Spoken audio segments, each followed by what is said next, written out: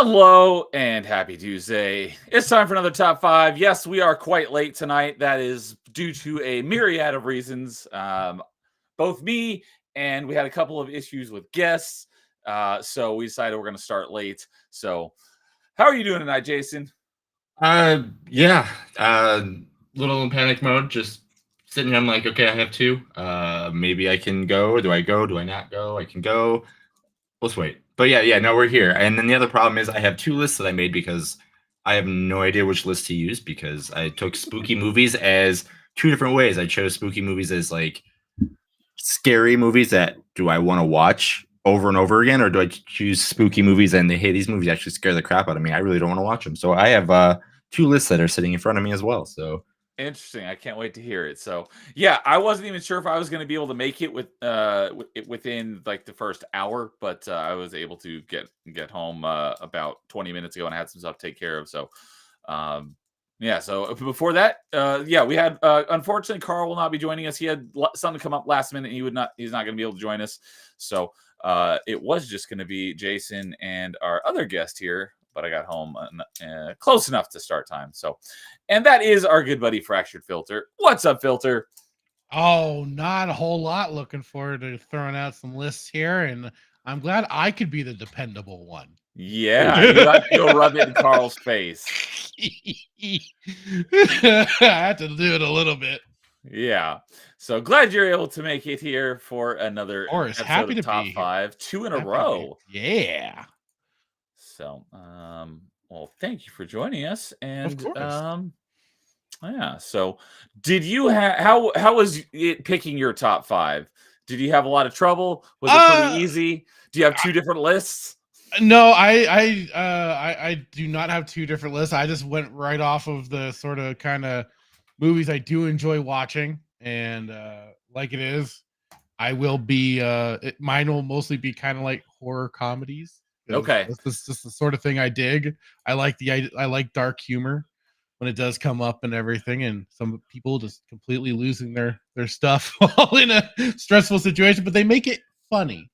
So I dig that sort of thing. But I do have a couple of things that are probably considered more horror, so I'm looking forward to throwing them out and seeing if I have a feeling one of them will potentially be a repeat for some other people, but one of them I'm kind of curious about. So looking forward to it. Cool. Yeah. I think my list will be somewhat similar to yours because as you guys know from our last stream, I don't typically do spooky. So for me, spooky doesn't necessarily have to be scary, just something very, in the vein of Halloween. Yeah. If it has some, if it has like vampires or werewolves or zombies, that definitely qualifies in my book. Right. Yeah. Slasher movies definitely, even though some of them aren't actually scary. So that's gonna That was some of populate the my stuff. Even list. my brother was like, he saw how I had the separate window up for, so I could just like see the chat and everything, and I can chat. He's like, he started going into like the specifics of spooky versus horror versus. So we were kind of going into it a little bit too. It's like, So what are all the qualifiers? And my brother's even like, Saw and stuff. He doesn't see it as really like horror and it was funny. yeah, well, I would say I haven't watched Saw, but I would definitely say it qualifies for spooky, and I would put it in the subcategory of body horror. Right. I just look at it as torture porn. Yeah. I remember when that when that movie came out, my stepsister was watching it and I out in the family room and I came out to get something to eat and she was watching and I saw a guy sawing his own foot off and I'm like, I'm Yeah, never yeah, watching this movie or any in this franchise. So that was yeah. enough. That's all I've seen of Saw to like literally 3 seconds. I'm like, I'm not watching these movies. I've heard that the first one is pretty good, but I'm gonna have to take people's word for it. It's like another again with those situations where then they just become sequelitis and they just keep doing they have to keep trying to do new. And it's like, all right, you can settle down just a little bit, please. Not everything needs to be the next Friday the 13th or Halloween or whatever. Yeah, they got to keep one upping themselves. So, Is that in chat, the Chuck Jose channel? Is that your brother? I'll take that as a no. So I thought you said that your brother was in chat, so I figured that was your brother. If No. We were talking beforehand. okay. We were talking- Well, hello, Chuck Jose channel. I don't believe I've seen you before, so welcome. Saying I watched Child's Play in '88 and Poltergeist in '82 earlier. Great films.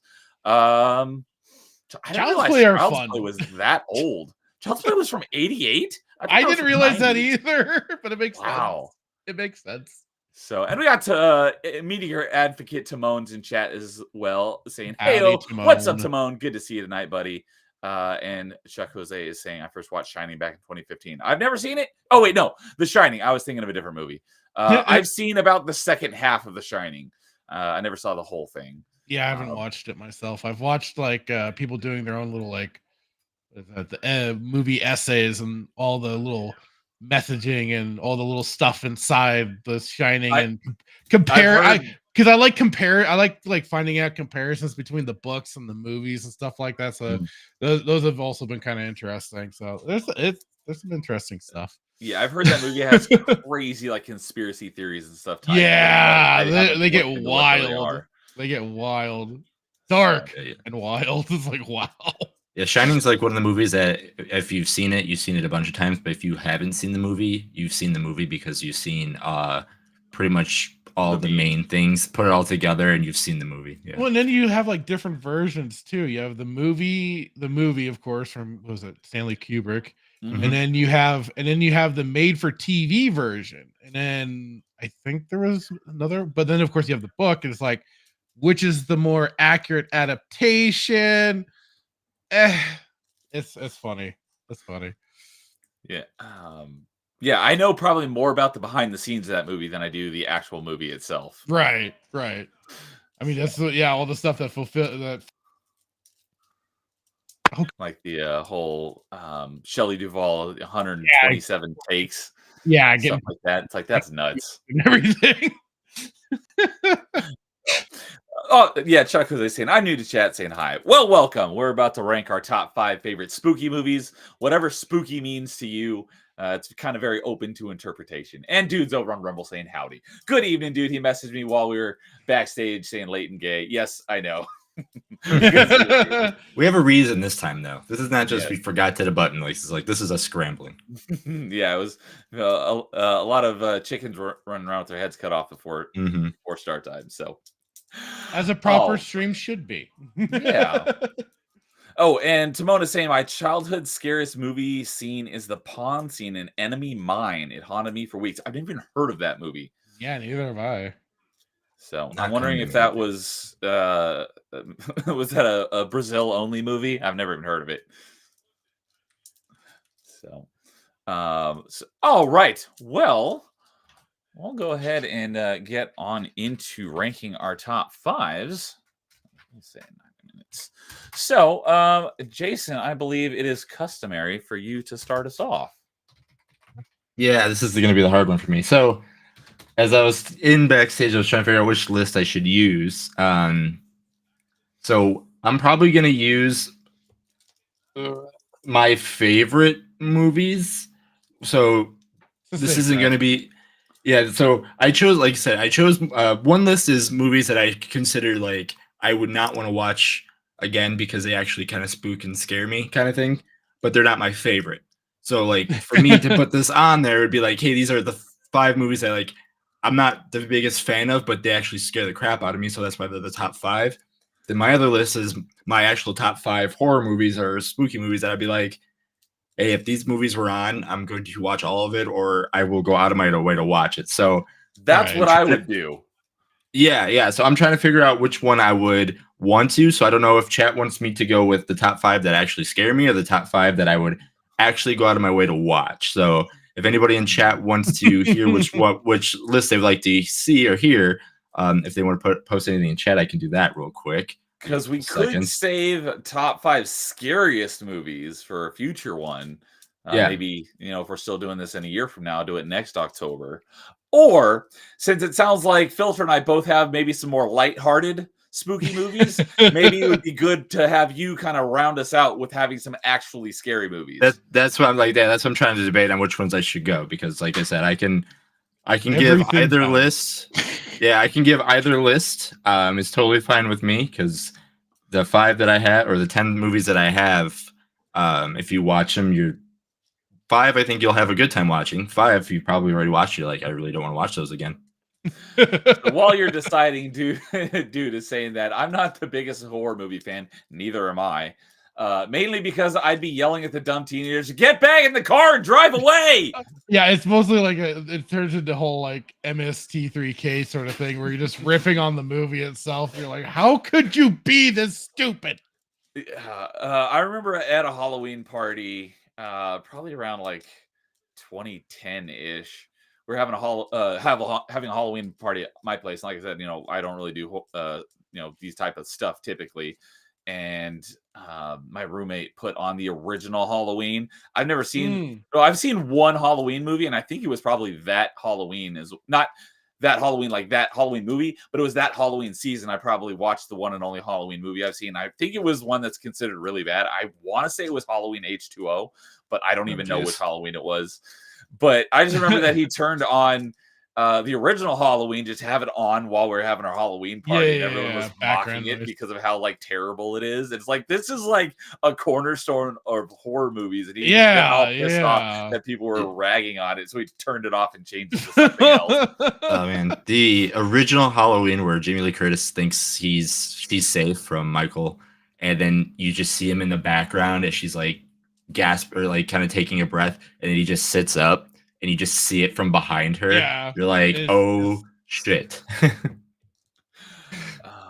That's so good. All right, so I guess we have our choice, Rocker Dude in chat. Yeah, Rocker Dude's here saying. So yeah, he said the one that actually scares me. Okay, all right. And so, I would concur with that since I think Filter and I are gonna have a little bit more lighthearted. It'd be great to have someone have a list of actually scary movies.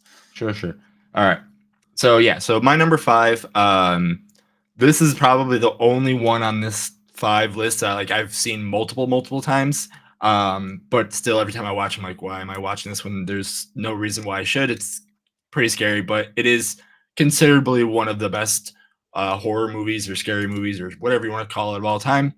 But my number 5 is going to be The Exorcist. I knew you were going to say that, and that's the movie I was thinking of a few minutes ago when I said I haven't seen it. When I was talking, when we were talking about The Shining, it's like, no, I've seen half of Shining. I've never seen The Exorcist, and I never will. Yeah, so this one is out of all the top 5 that I will kind of go out of my state. I mean, I've seen the theater 3-4 times when they did when they just re-release it, and then they had the re-release back in the 90s or early 2000s. I can't remember when they had like a director's cut where they added a couple extra scenes and everything. I forgot when they did that one though, but yeah, I definitely seen it then. But yeah, no, what they do to scare you with that stuff, being the possession, having the cross being, being, put in a certain spot, being stabbed in that area. That's, I want to keep this as PG-ish as I possibly can. Her taking a big, just, number 1 on the floor, and, the only way that an Amber Heard. Yeah, pretty much. And then it's the spoiler. The only way that the ending could go is, one of the priests had to die, and then the other one had to pretty much coax the thing into him, and then he had to jump out the window to kill himself just to save her, kind of thing. So, I mean, there's just so many weird things in there, and then obviously with everybody in the cast, there's the stories that everybody kind of got sick, got messed up because of the making of the movie. Oh, interesting. I did not know. We're talking about The Exorcist from 1973. Is that the one we're talking about? Yeah. Okay. I didn't realize, I know the name of The Exorcist, obviously, but I've never seen it, never will. I didn't realize it was that old. Yeah, it's really old. Yeah. But it's a horror classic. It's like a horror. I mean, you watch it, and it has everything that like a horror movie should, or a spooky movie should. Like, you watch it and you're like, okay, it's I can't say real life scary is always things that kind of scare me the most, because yes, it can happen. It can happen, but the way they treat how she is, like she knows at some Yeah. points that she's like, why am I doing this? I can't be. Why I shouldn't be doing this kind of thing. And then next, you can see like the family being this way, and then the only way around it is like, yeah, you have to, do an exorcism, and it's just insane what everything sets up to be. And then the one thing, I think it was only in the director's cut because I don't remember being the original, but when she does this crab walk down the stairs, holy crap! The first time I saw that in the theater, I jumped just because I'm seeing watching the movie. I'm like, all right, I've seen it. I'm like desensitized to it. I'm like, okay, I can watch this. And the next, it's just like a big cut, and she's just doing a spider crab walk down the stairs up and down really fast. I'm like, what the hell is going on?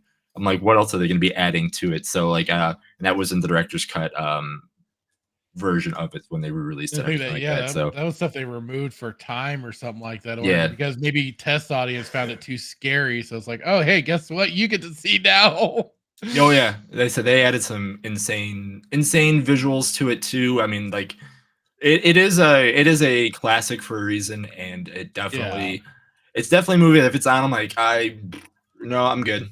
But I mean, I out of all the movies that I have on here, it is the one that I've seen the most, so that's why I think I put it number 5.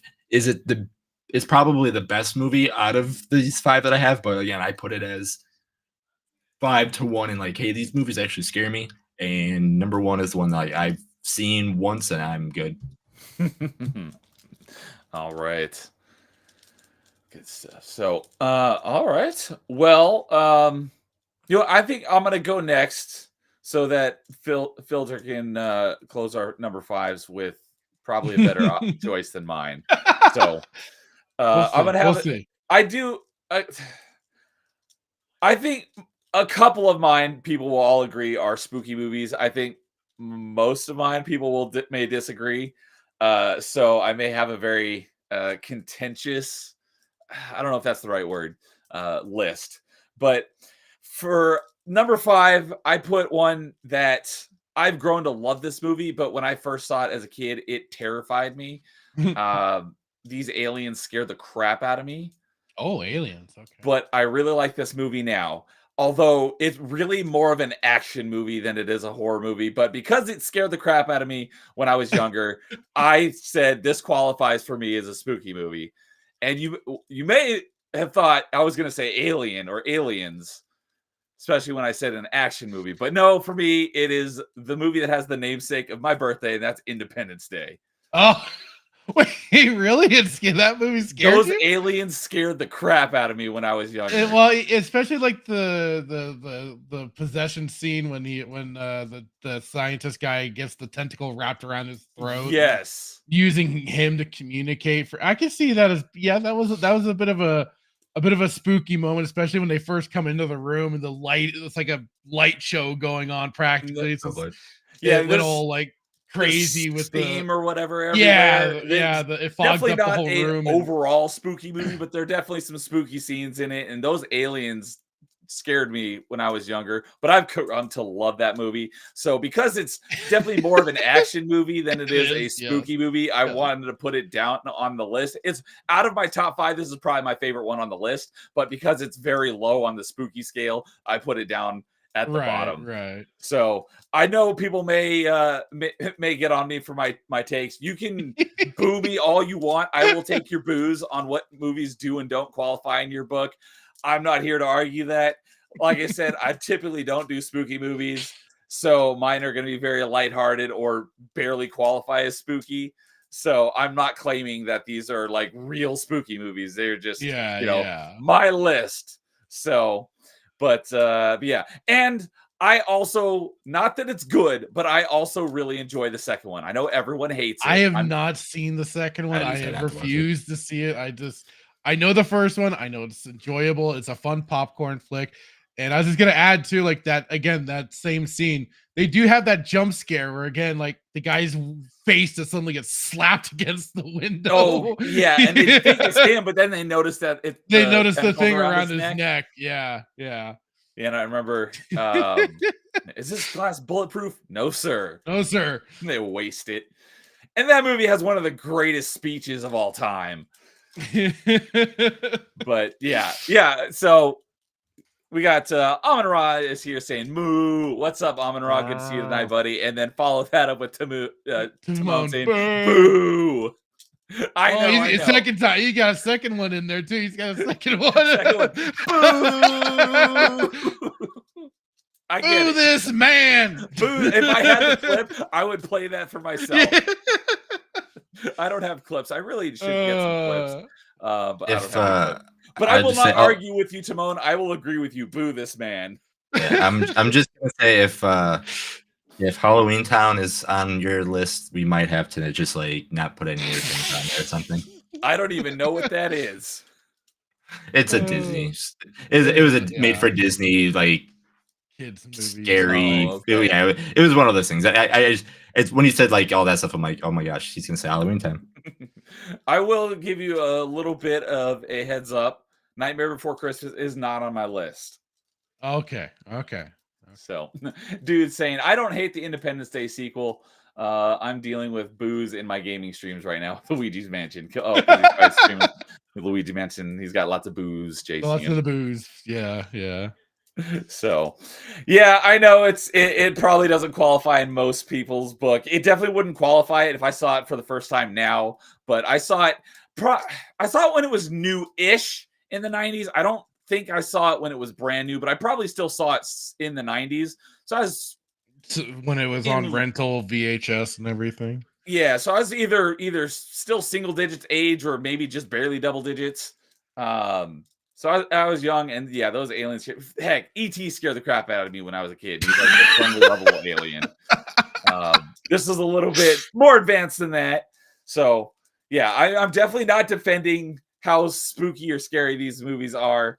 I fully have the qualifier that this is my list, and I know it will probably get a lot of boos, and I'm okay with that. Did we just aliens scare you, Neo? Is that maybe that we were just breaking that thing down? Aliens in general? Yeah. Well, Alien, the first one, was definitely the scariest movie I had ever seen for possibly ever. That's not on my list because it's so scary. I saw it once, and I don't ever want to see it again. I mean, that should be I mean, that's what my list is. So I mean, yeah. I'm not doing scary movies, though. I'm doing spooky movies that I actually like. Okay, so you're doing my other list. Yes. So I'm hoping that Filter can take the heat off me a little bit and have a number 5 that's a little bit better in the spooky category. Okay. So yeah, mine does hit that horror comedy vibe as a cult classic for sure. And I remember seeing it as a kid. I enjoyed the hell out of it, but there's also there's the aspect to it that really just kind of freaked me out, because if you weren't on pavement, you were in danger.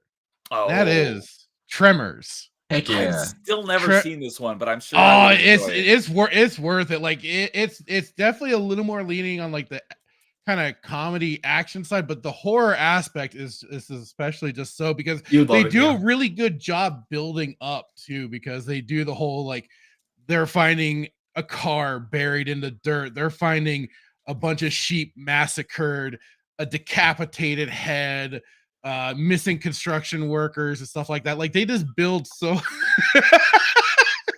Sorry to derail you, Filter. But yeah, I was saying fine. When I was a little kid, E.T. scared me. Not anymore, but yeah, when I was a kid, it was essentially an alien kids movie. So, and it's scary. So sorry to derail you. No, you're fine. But yeah, like I mean, I think I agree with Timon. Tremors it is super fun. But like I said, it's just that aspect of this of like you could be on loose dirt, sand, or whatever, and it's like this idea that there are these giant freaking man-eating worms that they took inspiration from like a Chinese worm or something like that. There's supposed to be some like real life inspiration behind them. I remember looking into, but like just this idea of these monstrous worms that could just gobble you up right from underneath your feet unless you are on a giant, secure boulder above pavement, stuff that they cannot break through easily. It was just like, because where I used to live too, especially, I used to have a really big field outside of our house. So this idea of like I could step out of my house and it just gets sucked into the ground by one of these things is like, oh my god. But So we got James is in chat. What's up, James? Yeah. Good evening, buddy. Says he has a friend who has a Reba fetish because of is that like Yeah. Reba McEntire? Is she in that movie? Yeah. Yeah, she Okay. plays the wife to Burt Gummer, who are they're both are these turbo preppers, and they are just Okay. they're ready for it. They're like ready for anything. And Doomsday. yeah, Oh, they yeah. do almost yeah. It like it's funny. It's like not until I've gotten older that Burt, when he has this little speech in the little little kind of convenience store or whatever that the whole town goes to basically, because it's like a very tiny town. But Bert is just like, you know, he just says because they found this college student that's doing the seismograph stuff, searching for earthquakes and stuff like that. But he's just like, you know what? Any one of these college kids coming out here, dig up oil, uranium. Next thing you know, you got the feds knocking on your door saying, sorry, time to pack up, eminent domain. And so as a kid, I never quite appreciated that line until I've gotten old. I'm like, motherfucker, what is it? I get it now. But no, there's just a lot of great stuff in the movie. And Val and Earl, Yeah, oh Trevor's God, the movie Anakin has nightmares about. yes. All the sand it gets everywhere. It brings a whole new meaning to it. Yeah. Trevor's like, but if land sharks. Yeah, exactly. But no, Kevin Bacon and Fred Ward are fantastic leads in the movie for sure. They have a great like chemistry for the two of them. You do see them as being just really good, the two best of buds, doing the handyman work that they do, but they get wrapped up, and as they're just trying to leave town and go on to maybe some bigger, better things, these dang worms come along and just mess everything up. And as we were talking about, you know, escalation of movies and unnecessariness of it all, it's just like Tremors kind of hit that too. They made 2, which How many Tremors movies are there now? There's a ton, aren't there? 7 or 8.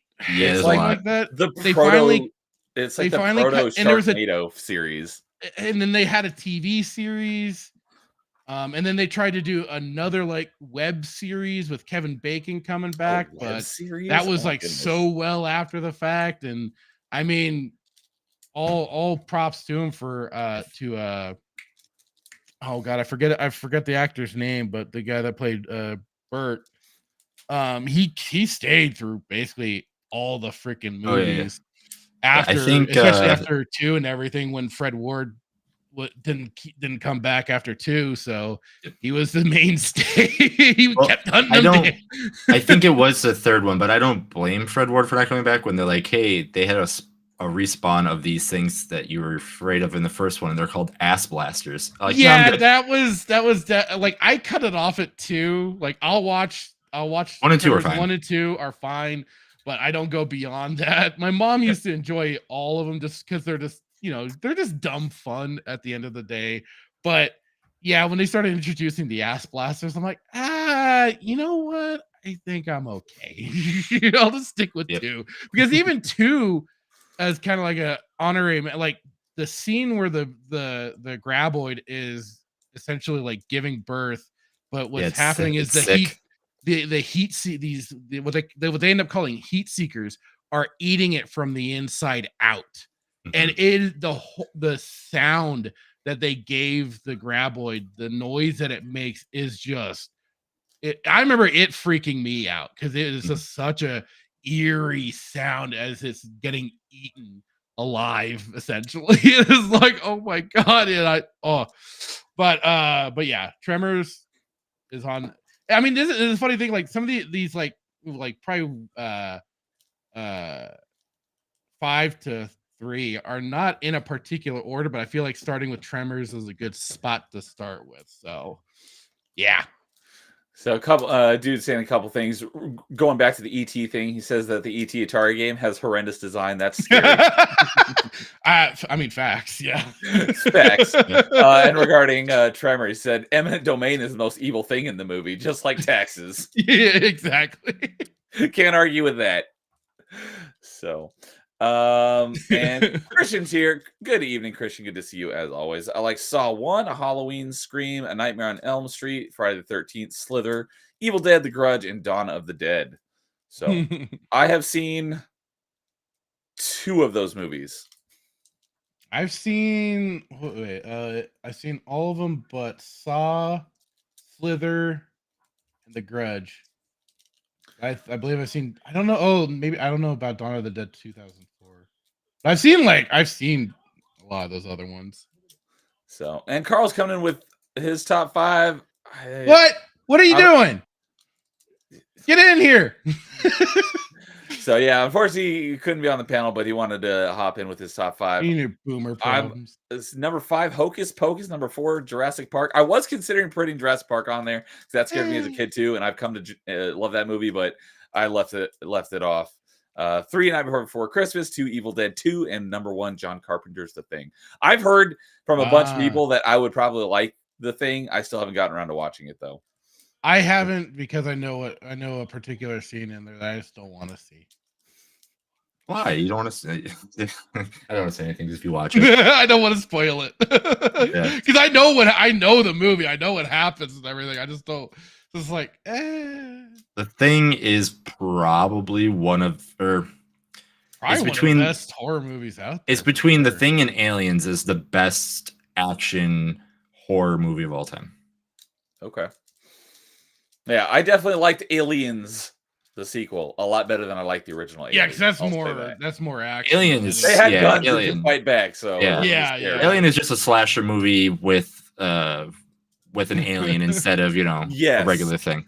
Exactly. So yeah, slasher movies. I haven't really seen a whole lot of them, but I'd definitely be okay with slashers. Are kind of like they're kind of the popcorn horror movie sort of thing. Like they're just more for. They're fun. They are like I've watched like Nightmare on Elm Street. I've seen some of the Friday the 13th and stuff like that. Those are definitely the movies that are kind of just fun to sit back, watch, and like it is, shouting at them, going, "What the heck are you doing going in there?" sort of thing, and just kind of more riffing and having fun on them. Yeah, I watched the original Scream last October for the first time, and I really enjoyed that. Well, you probably liked it because Scream is a parody of it's a parody of slashers, so it's pretty much a serious scary movie is the best way to think of Scream. Oh, you mean scary movie as in like the comedy ones? Yeah. Scream is it's a serious where scary movie is like a comedy, but Scream is the same thing as that, but it's more of a serious version, not making just random reference jokes. It's like the deconstruction of the slasher genre sort of thing. Mm-hmm.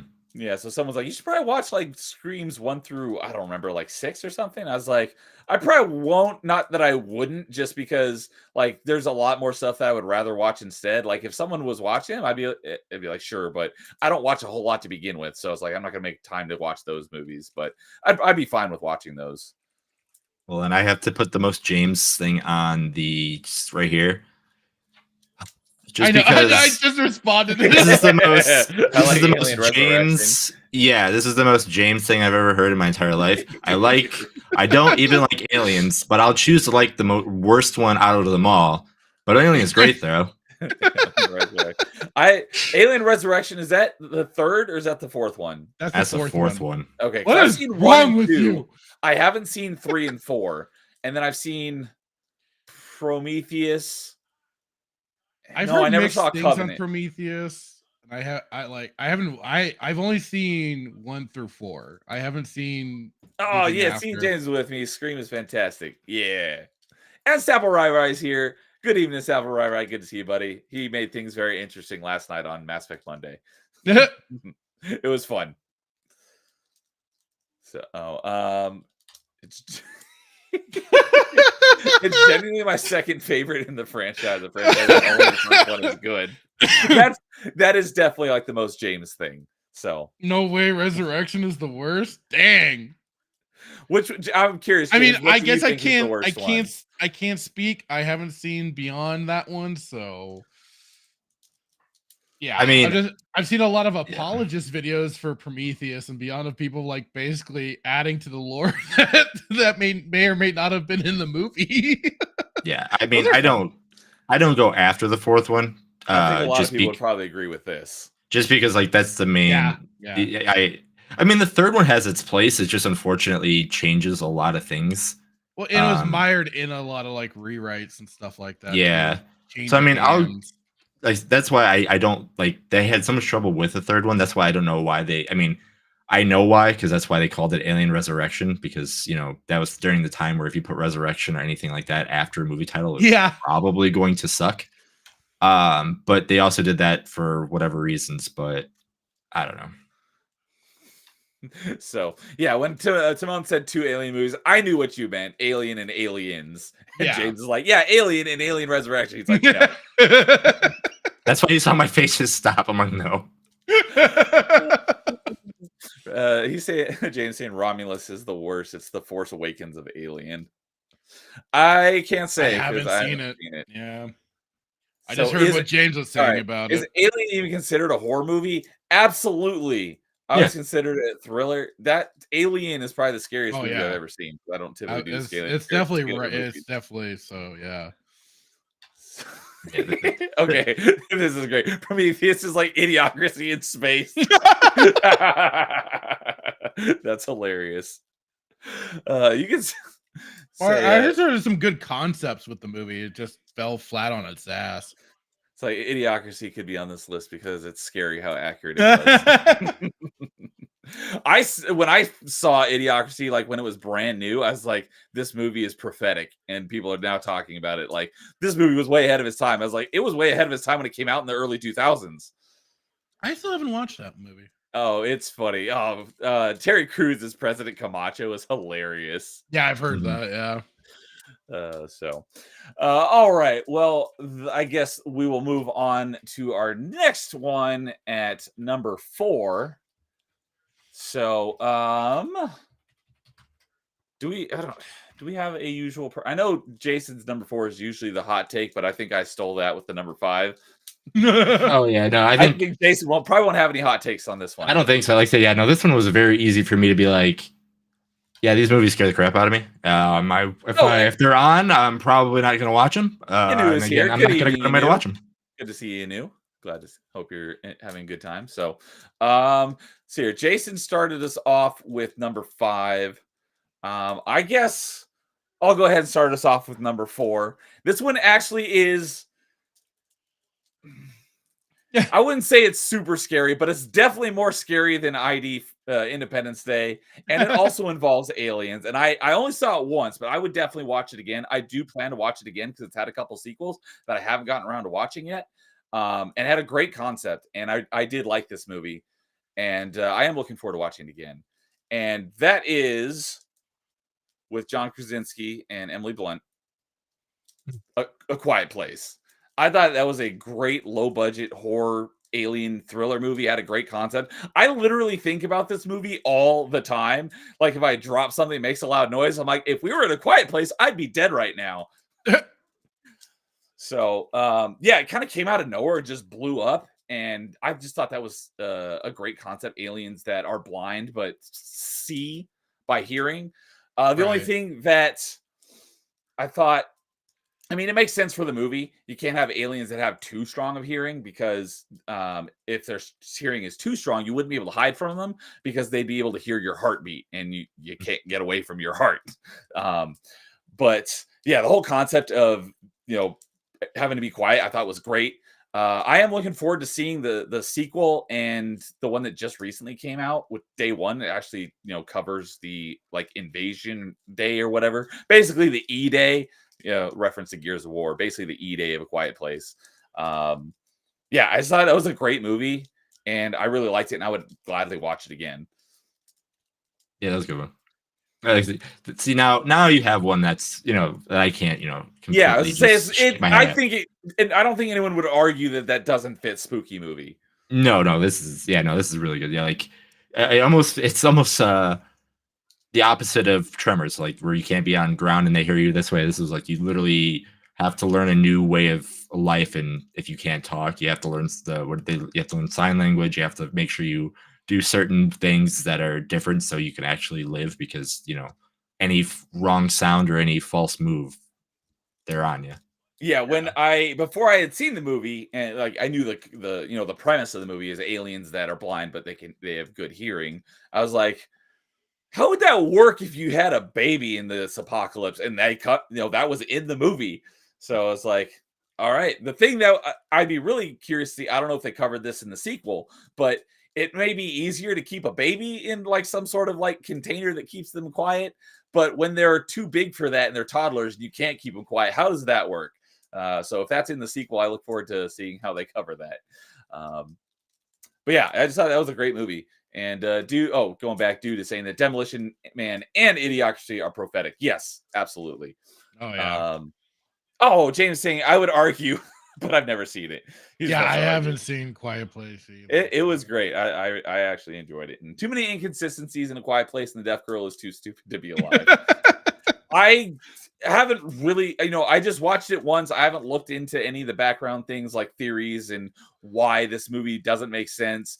So I'm sure there probably are. And if I was to look into that, it very well may change my opinion on the movie, but I did enjoy it either way. And again, it's not like, and again, that's for the top 5. It's not like, again, that's why I changed my mind. It's not. This is one thing I did think of. It's like, why don't they just live at the waterfall? Because there's a part where they go to the waterfall and they can be loud because the aliens can't hear them over the sound of the water. Why wouldn't they just live there? That is an excellent question. Yeah, that is interesting because they think about it too. But then they're always by there. So I mean, like if they're attracted to the sound, it's almost like one of those bug. What are those electric bug things that are outside? The bug's always going to fly in. No, the things that kill mosquitoes at night, because of the light, they get attracted to the light and they get shocked kind of thing. Oh. So, I mean, if you're by the waterfall, like, wouldn't those things always be around that area kind of thing? So I'm assuming that they can tell the difference between essentially what's considered white noise and like actual like noise made by something that's not natural. Yeah, that makes sense. Because I mean, they're at least somewhat intelligent. Like if you were blind, you'd still be able to tell the difference between a waterfall and like glass shattering. It's like, oh, glass. That's obviously not something natural. Yeah, true. So very true. Yeah, so that was my number 4, and I think it should make up at least a little bit for my number 5. So, okay, yeah, we'll go in reverse since Jason started off with number 5. We'll have him end with number 4. So, Filter, what is your number 4? All right, so this is kind of, I mean, it's a friendly movie ish, but it's definitely like a movie where it has celebration of old horror movies and stuff like that. But there's a lot of, at least certainly for me as a kid, and there's still some eeriness to this, but especially with like there are some scares in it and stuff like that, and it's Ernest Scared Stupid. It's absolutely one of my favorite. Just it's yes, like a kids movie, I guess, but like the trolls in that movie are like legitimately just horrific looking, especially like the main lead troll is just this ugly, disgusting thing that manages to freaking ninja around and get the jump on these kids in either mimicking their voices, creeping underneath the bed and stuff like that. Like it is kind of all of the childhood fears you'd expect. And what was kind of cool too is that you learn how like for some of the trolls that they did have are reused suits from killer clowns from outer space. So that's the really cool part there. But like James agrees with you. Yeah. But no, there are some pretty, and like I said, and the intro is just like this big celebration of like B horror movies from like the 50s and stuff like that. And I didn't always recognize them until I started watching a lot of Mystery Science Theater 3000 where they riffed on a lot of those. And now I'm like, I recognize that now. But I don't, it's a movie that I love to this day. I still think it's a great fun. It's fun, and like I said, just that troll in general, just that main troll is just this hideous, freakish goblin thing that does not stop. It's relentless. It's like it's like Jason or something, but it can actually communicate with you. And at the end, when it goes like super troll, you're like, this is like the first appearance that it gets and everything. You're like, holy hell, this thing is hideous and more vicious looking. But then it kind of gets de-escalated very quickly with the way Ernest defeats it. But they really play it up though. Like, oh my god, how are we going to defeat the big bad troll now? But it's fun. But like, I think there are some like legitimate like spooky stuff in the movie throughout it. But yeah, that's my number 4. Yeah, I remember there was how many Ernest movies are there? I remember there was kind of a big thing, like in the 90s. There was a bunch of them. He was like I saw somebody point out he was kind of the first viral star. He's kind of like that first real like kind of the first viral sensation for Ernest, because like his character just blew up just from doing commercials for his local station and stuff like that, where he's doing like car commercials and stuff like that, and just did it on the Hey Vern, where he was talking to his friend Vern, but selling him a car, selling him Mellow Yellow or whatever, and he got bigger exposure, and then they started making movies for his character, and Jim Varney just blew up after that. Yeah, he was a comedian on top of it, so. Yeah, I remember seeing like those movies like all over the place, but I never actually saw any of those Ernest movies. Yeah, that one is a good one, as well as Ernest Saves Christmas, I think, is another great one. But Ernest Goes to Jail, another fun one. But I'd say like Ernest Scared Stupid, the Halloween one is fantastic. It's probably the best one, especially like production wise and stuff like that. There are those that really hit that B level, like almost like made for TV movie sort of quality that you'd see for the footage and stuff like that. But like that one was probably its top tier. Yeah, and James is saying like I think there's 12. And yeah, I just Googled it and he guessed it right. Although it says I Googled it and it says there are 12 Ernest feature films and TV specials. Yeah. From 85 to 98. Yeah, because he even had a TV show called Hey Vern. I think it's like Ernest and Hey Vern or something like that. And he had like there's yeah, Ernest Goes to Africa. Ernest Joins the Army, I think, is another one, or that might be the Africa one. I'm not sure. Ernest Goes Back to School. There's it's so many of them. And I just thought he disappeared out of the limelight. I didn't realize he died in 2000. Only the age of 50. Yeah, I did not know that till just now. Cancer or something like that. And man, he had done and he was in the Beverly Hillbillies movie. He was the Slinky the dog in the Toy Story movies. Oh, I never realized that. Yeah, that makes so much sense now. I can't believe I didn't place that. Because I realized it, I mean, years down the line, but I realized, Rex was the inconceivable guy from, Princess Bride, but I never realized that Slinky was Ernest. Ernest does Dallas. Oh God.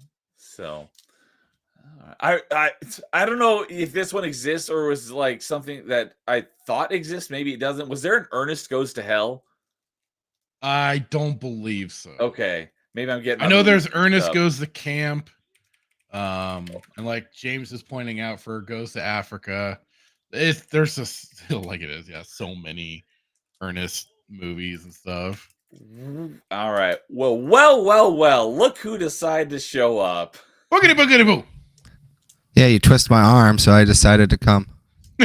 What's up? Everything okay in your neck of the woods? I have boomer parents that do boomer things, and I spent 2 hours fixing boomer shit. We just sometimes have to help our boomer parents. They need help. They can't figure all out the technology and stuff. I don't want to talk about it. Well, okay. Glad you can make it. Well, I don't know. Did you already spoil your whole list, or was that a spoof list? I don't know. What number are we on? We're currently on number 4. We're what?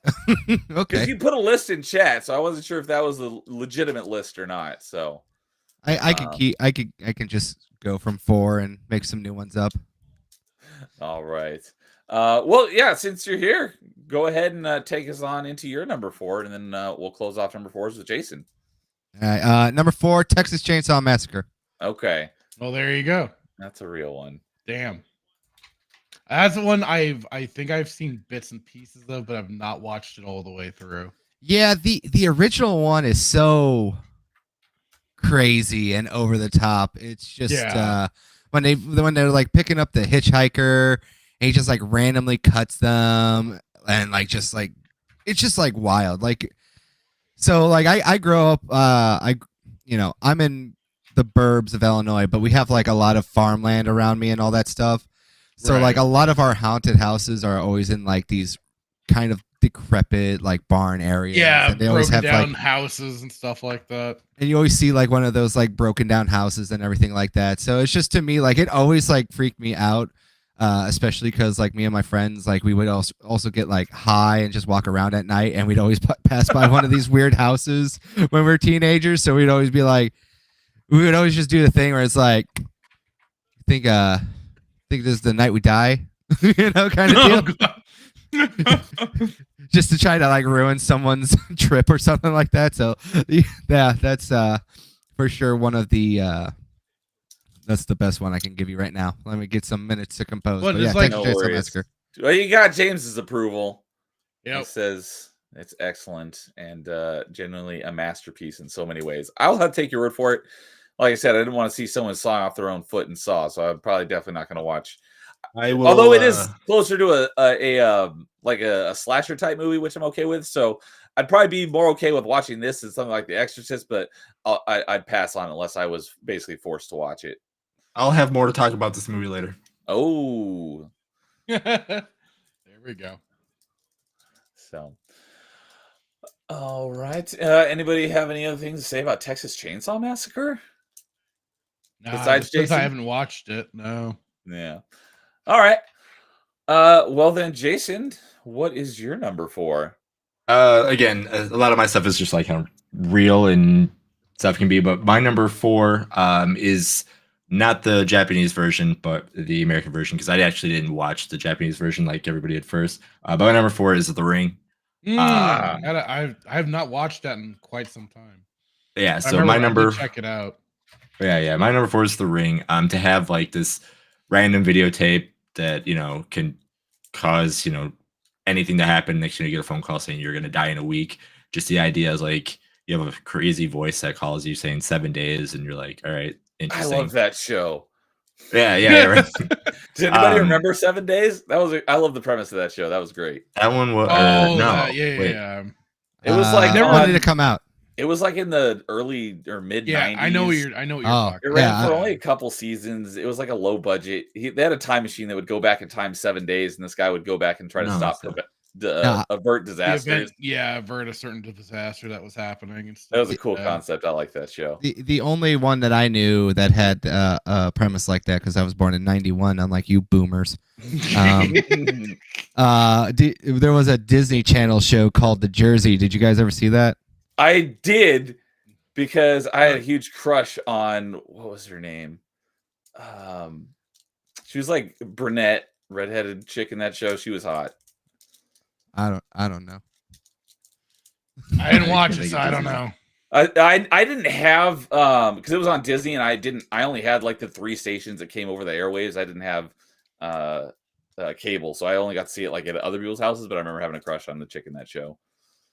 I don't even remember what the premise of that show was. What was the premise? It was you wear the jersey and become Yeah, Yeah. if you wear the jersey, you become the athlete. It's like Yeah, of that Yeah. jersey. Yeah. you have to like they put him in like a situation to like score a touchdown or something like that. It's kind of funny. Is like they became like football players, and one girl's crying uncontrollably as like this giant buff black offensive lineman. It's pretty fun. Let's see if I could spell it. Where's this show? I'm getting a bunch Is it of Courtney Draper? Yeah, her. Yeah, I had a huge crush on her. So back to the yeah. ring.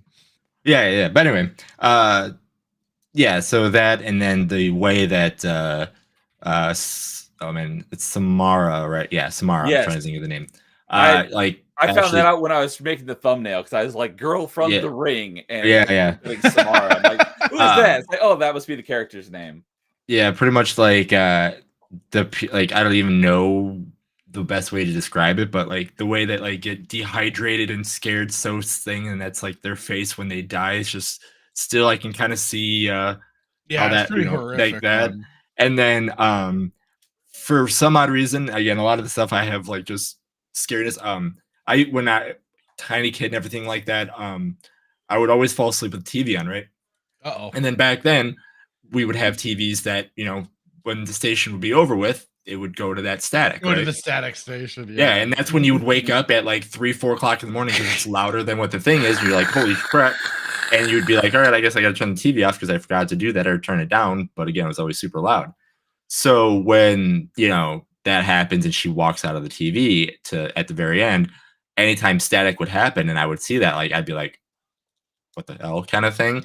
And Yeah. it would always just play on a thing that I had in the past to whatever say that. So anytime I see like a snowy static TV with that loud thing, and then she's just slowly, they don't even cut away really because she kind of like transports whatever, like digitally VCR kind of thing. She would do that and just walk out of the TV at the end. It's like, yeah, that to me was always just kind of like, oh man, that's it had on a past spook factor for me and spooky factor for me, and that seeing that it's just like, nope, I'm cool. And then trying to figure out like, oh yeah, my I'm gonna die in 7 days and try to stop and solve it and everything like that to make sure the curse kind of gets broken. Then you find out, oh no, it didn't happen.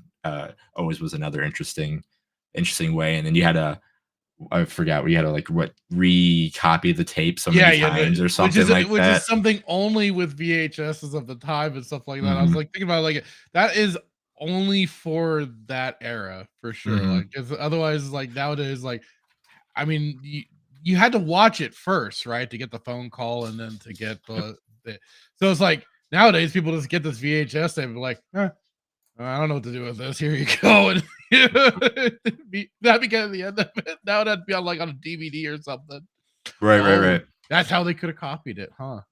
That's how you transport it onto the next format, right? Because of the whole copying idea. Yeah, they had to figure out the DVD section after a while. Yep. But yeah, no, it was just one of those very, very interesting ways. But again, just played on a past like thing that already kind of scared me. So it's another one. It's just like, yeah, I'm good. And I mean, like the movie's okay. Some people really like it. For me, I think it's a little long, but just like the ending things, it's just like, yeah, if it's on, I'm like, no, I'm cool. I've seen it. I've seen it like maybe twice, a couple times like that. I'm like, no, I'm fine. It's shoot, I'm trying to find it.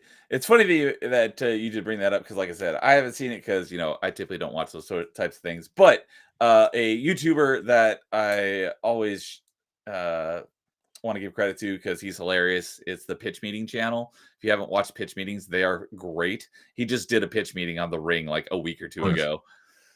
So I learned pretty much everything I know about that movie from his pitch meeting. Oh yeah. I mean, yeah, it's easy to like watching that stuff. Like, yeah, like there's not too much to get out of it except for like, yeah, don't watch this tape, and if you do, you pretty much have a week to live. So live it up. So and Rocker Dude brings it up when we're talking about Courtney Draper from the Jerseys. Yes, she voiced Elizabeth in BioShock Infinite. So all right. Well, I think that wraps up our number 4s. All right. Let me switch back over here to this tab. Yes. So, all right. Well, that brings us into our number 3s. 59, 45. And Carl, you okay? We start off with you on this one, or do you want some more time? Let me go second. I got to double check some facts about this thing. All right. Filter, why don't you kick off our number 3s then? Sure. This is a sequel. Probably to be expected, and Carl already kind of had it on his own list, and it's The Evil Dead 2. I think it's just that it is that perfect blend of horror, comedy, and everything in between. Yeah, like it is. They've even got the slapstick thrown in there, since the Three Stooges fans and all that jazz. But the scene in particular where he is uh having just cut off his hand, had it flip him off, and then he's just standing in that room, and then everything starts coming alive. And I just see it as like just this thing of poor Ash. He's there in this cabin. He's had to murder his friends and girlfriend because they've been possessed by demons, and he's just finally just snapped, going insane as he has all these things laughing at him pretty much. And he kind of shuffle dances with the lamp. But like, I just see it so much. It's just like he is just cracked. He's losing it completely.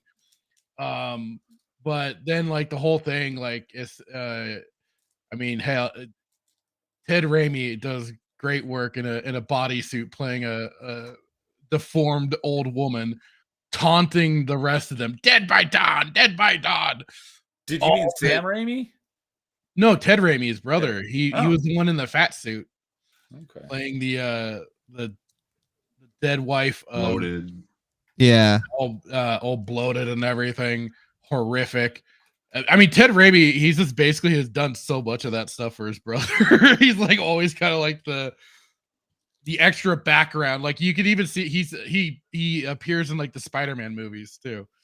I mean, I know Bruce Campbell is cameoed in basically all the Spider-Mans because Ted Raimi was also. I didn't even know who Ted Raimi was. Yeah, he's in the Daily Bugle. He pops up occasionally. I know like Spider-Man 2 for sure. He pops up with, especially like when Jonah is trying to name Doc Ock and stuff like that.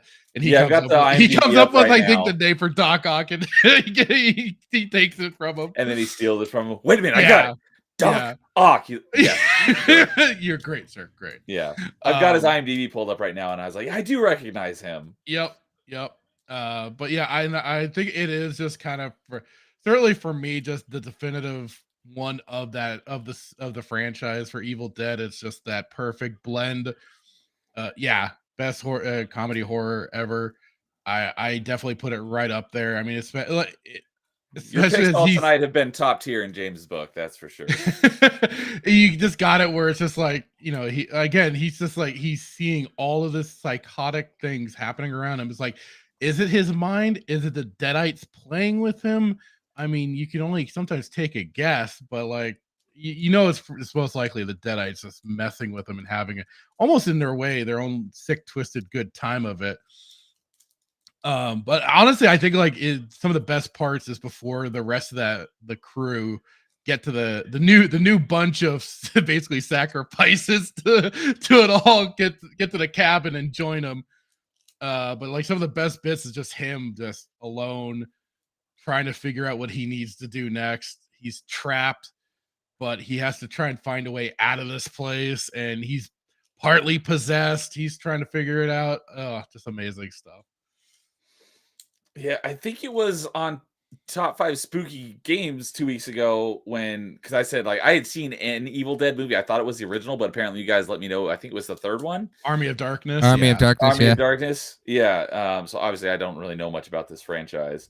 So it's not top of mind. But when I hear people talk about Ash Williams, they're talking about Bruce Campbell in this franchise. Yep. But me not knowing much about this franchise, me being a big Mass Effect fan, anytime somebody Williams, I'm thinking Ashley Williams, Mass Effect. Yeah. And like they're talking about like and then they're talking about like a horror movie. I'm like, oh, that's right. There's Bruce Campbell, Ash Williams. I forgot about that. Yeah, and what's kind of cool too is like there's a clip out there of Bruce Campbell saying how if you take the end of the first movie and kind of cut it right at the right point as he's kind of being shot through the air, and then cut into the second movie where he's being thrown through the air, you basically connect the two movies together, because you could just cut out the recap basically of in the second movie. They kind of recap the first one. They just kind of the remix. They just it's kind of an abridged version of the retelling of the first movie. So you can just easily just cut the two together and then like go from there. I'm like, oh, that's a good idea. I should do that one of these days. so I could have like just that The blend. the only thing with that theory that kind of cuts away is because when you see like I can't remember in Army of Darkness what the main villain is, but like that's just Bruce Campbell's hand from the second one when he cuts it off. Because it's when it sprouts the eye and that pretty much grows into. Oh, that was because he drank one of the miniature versions of himself Yeah. in the cabin Yeah. in the Yeah. third movie.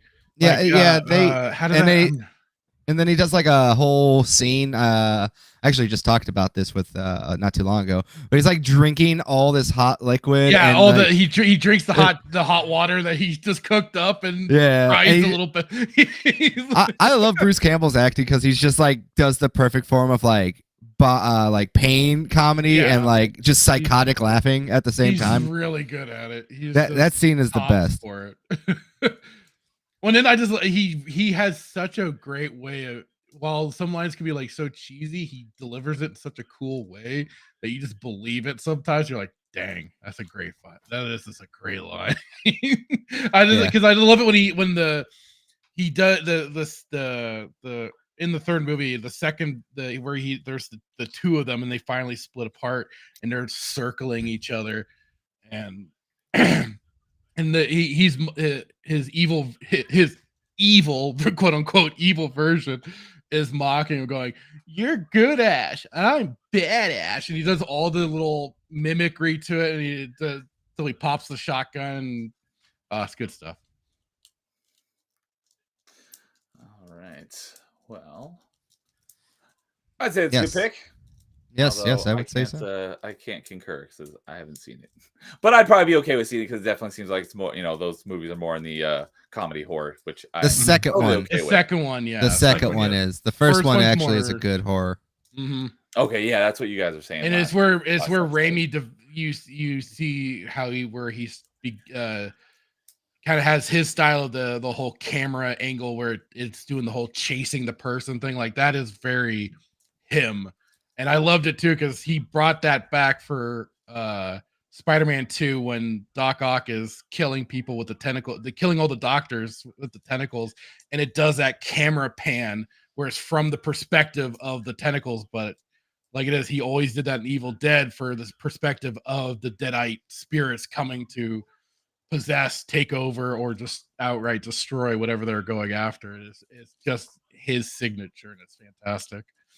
Still never saw Spider-Man 2. Yeah, Really? If you're not a Spider-Man fan, I don't blame you. No, I saw number 1 and I saw number 3. I just never seen number 2. Wow, how do you go What? from 1 to That 3? is- What? and a lot of people consider that one of the best superhero movies too. Yes, number 3, I agree. No, Spider-Man 2, not 3. It has Emo Parker. It's got Eric Foreman playing Venom. Greatest movie. The best. Oh my god, the rage that caused. Oh boy. Oh boy. So, Anyways. all right. Well, Carl, you ready to go for number 3, or you still need some more time? My number 3 is a Peter Jackson movie called Dead Alive. I've heard of that movie, but I don't know anything about it. Yeah, so Dead Alive basically is a acid trip of a movie, to say the least. You got James's wacky support as well. You know, you're in trouble when that happens. you know I'm right, all right? But we're not here to talk Spider-Man. We're here to talk horror. It's spooky. But so I remember watching the Angry Video Game Nerds Monster Madness, and he just recommended Those this. were great. And there was a scene that like just stood out to me, and it's this priest in this graveyard fighting these zombies in like kung fu style thing, and he just goes like, "I kick ass for the Lord," and he's just like Yeah. like karate kicking these zombies all over the place. And I was like, I gotta watch this movie. And once I watched Dead Alive, I will tell you this right now: if you are a person that has like a weak stomach and you don't like that grotesque thing, do not watch this movie. Do not come.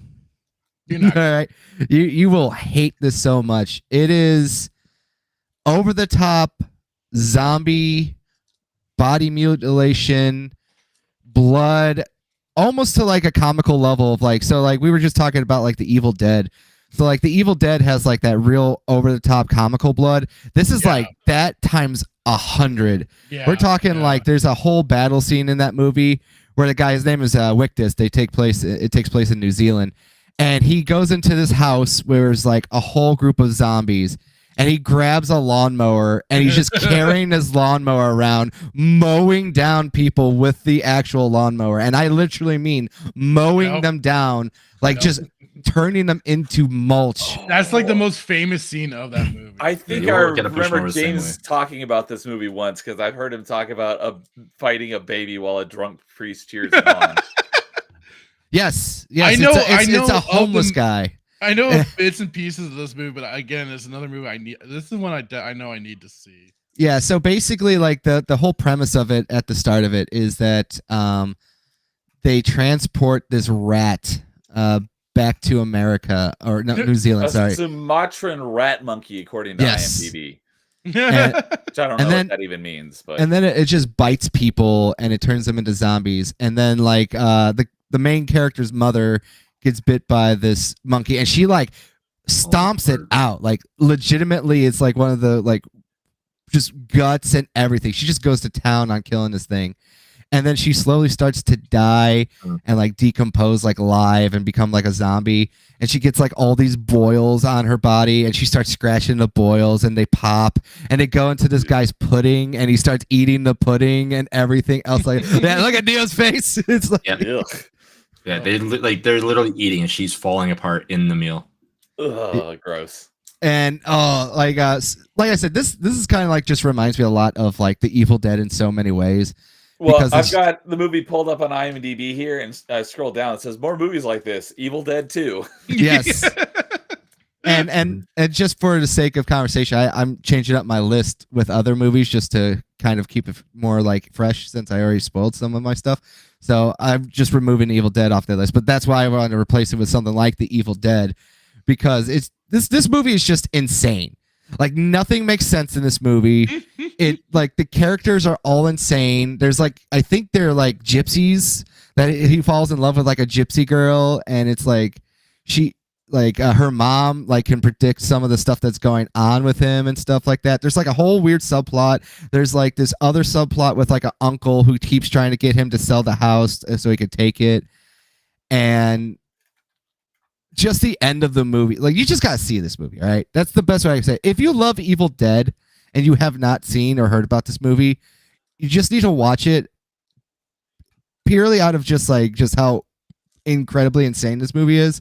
But also you could tell your friends is like, hey, let's go watch a Peter Jackson film, and that's all you Yeah, can Lord of say. the Rings. No. That's what it is. And I will say this: one of my funnest memories was when I was like very young, still like 21, like damn near 13 years ago. I went to a Halloween party and showed this to my friends, and like 2 of them threw up. So that's how I knew I was having a good night. And I threw up because of the movie, not because of the drinking. Or maybe column A, column B. They were A drinking little so bit of much both. that they threw up. Okay. Well, yeah, I scrolled down a little bit farther, and it has quotes. I kick arse for the Lord. I kick ass for the Lord. That's pretty great. So, yeah. Like some of the others, I don't have any plans to watch it, but I'd probably be okay with watching this one. Oh, you want to watch it? I got it. We can have movie night. 1992. So that's there's a lot of older top tier horror movies. I mean, our top tier The Exorcist from the 70s, but yeah, I didn't realize. No, I don't. I'd heard of this movie. I literally didn't know anything about it until just now. It didn't. I thought it would have been newer than that. So learned something new. So, Yep. All right, Jason. I think that will leave you to finish off our number 3s. I don't think you gave us your number 3 yet. Oh, that's right. I have not given my number 3. So, actually, that works great. I'll go ahead and go, and then you can wrap up our number 3s, because Sure. this is something we argued about on last top 5, and we were supposed to put the poll in at the beginning of it, but it ties in very perfectly for this. So, I meant, because it's been a very long time since I've seen this movie. I started watching it last night after my stream. I didn't finish it because I started it too late and I was really tired from work and stuff. So I still have to finish the second half of the movie. But it is not a scary movie, but it is spooky. It's got vampires, it's got werewolves, it's got Hugh Jackman, and it's got smoking hot Kate Beckinsale and Van Helsing. Not a great movie, but it's just so much fun. I love it. Literally, I don't think I've ever seen Kate Beckinsale hotter than in any other movie than this one. Oh, that's so right. We were arguing about it last top 5. Yeah. So we're going to put it to a poll. I've got the poll here. I'm hitting start poll right now. So all you guys in chat can vote on which Kate Beckinsale was hotter, Underworld or Van Helsing. And if it's not Van Helsing, you're wrong. She's hot in Underworld, but she's way hotter in Van Helsing.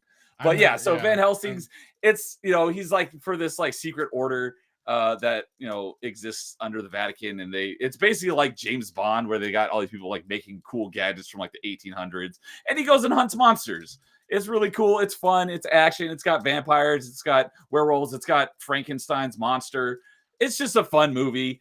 I don't know what else to say. It's just great. I love this movie.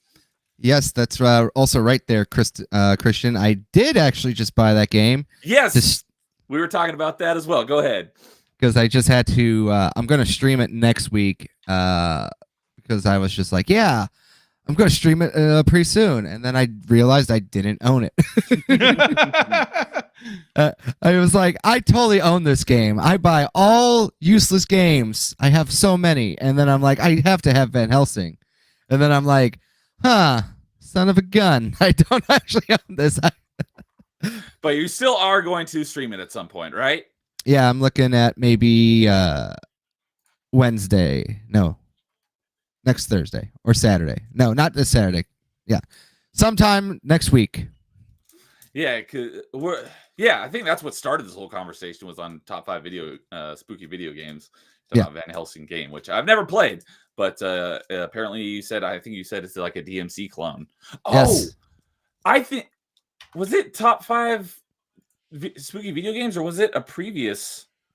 No, it was spooky games. That was last week or 2 weeks ago. Yeah, I was thinking it was maybe a different. It could have been Party Chat. We've been all over the place with this Kate Beckinsale arc for 3 weeks now. You know what? I think it was Party Chat, because I was like, I swear we talked about clone ripoff games. It was Party Chat. We were talking about clone ripoff games, and that's when you were talking about the Van Helsing game. Yeah. So, Timon's saying 100% Underworld, because yes, I will give you that. Leather suit's hot, but yeah, I mean, let's see here. I can't see it in that Restream. corset and everything that she was in. Right? I got to pull it up here on my other monitor here. Let's see what, at the moment, we're looking at 75% for Van Helsing. Yes. Got to give it a win. I agree. So we're gonna let that run for the whole rest of the stream, so everyone can vote. Listen, I like Van Helsing. It's like one of those perfect early 2000s action movies where you just like eat the popcorn and you just have fun with it, you know? Yeah. Like, it's not over the top. It's really fun to watch. He starts the movie starts where he fights Dr. Jekyll and Mr. Hyde. Okay, come on.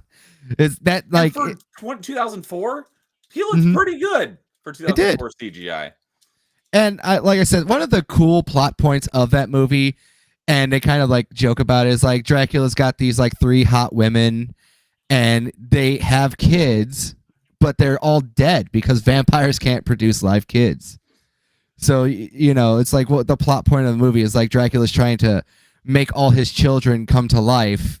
And I think it's just fun. It's just over the top fun. You got to watch it. It's like one of those perfect in-betweener movies where it's like, I don't want to watch like, say, something super scary, but I don't want to watch something like kind of old too. Like, I don't want to watch Bela Lugosi's Dracula. I don't want to watch the Hammer Draculas, but I want to have like, that real fun Dracula movie. So, that's one of them for sure to go with.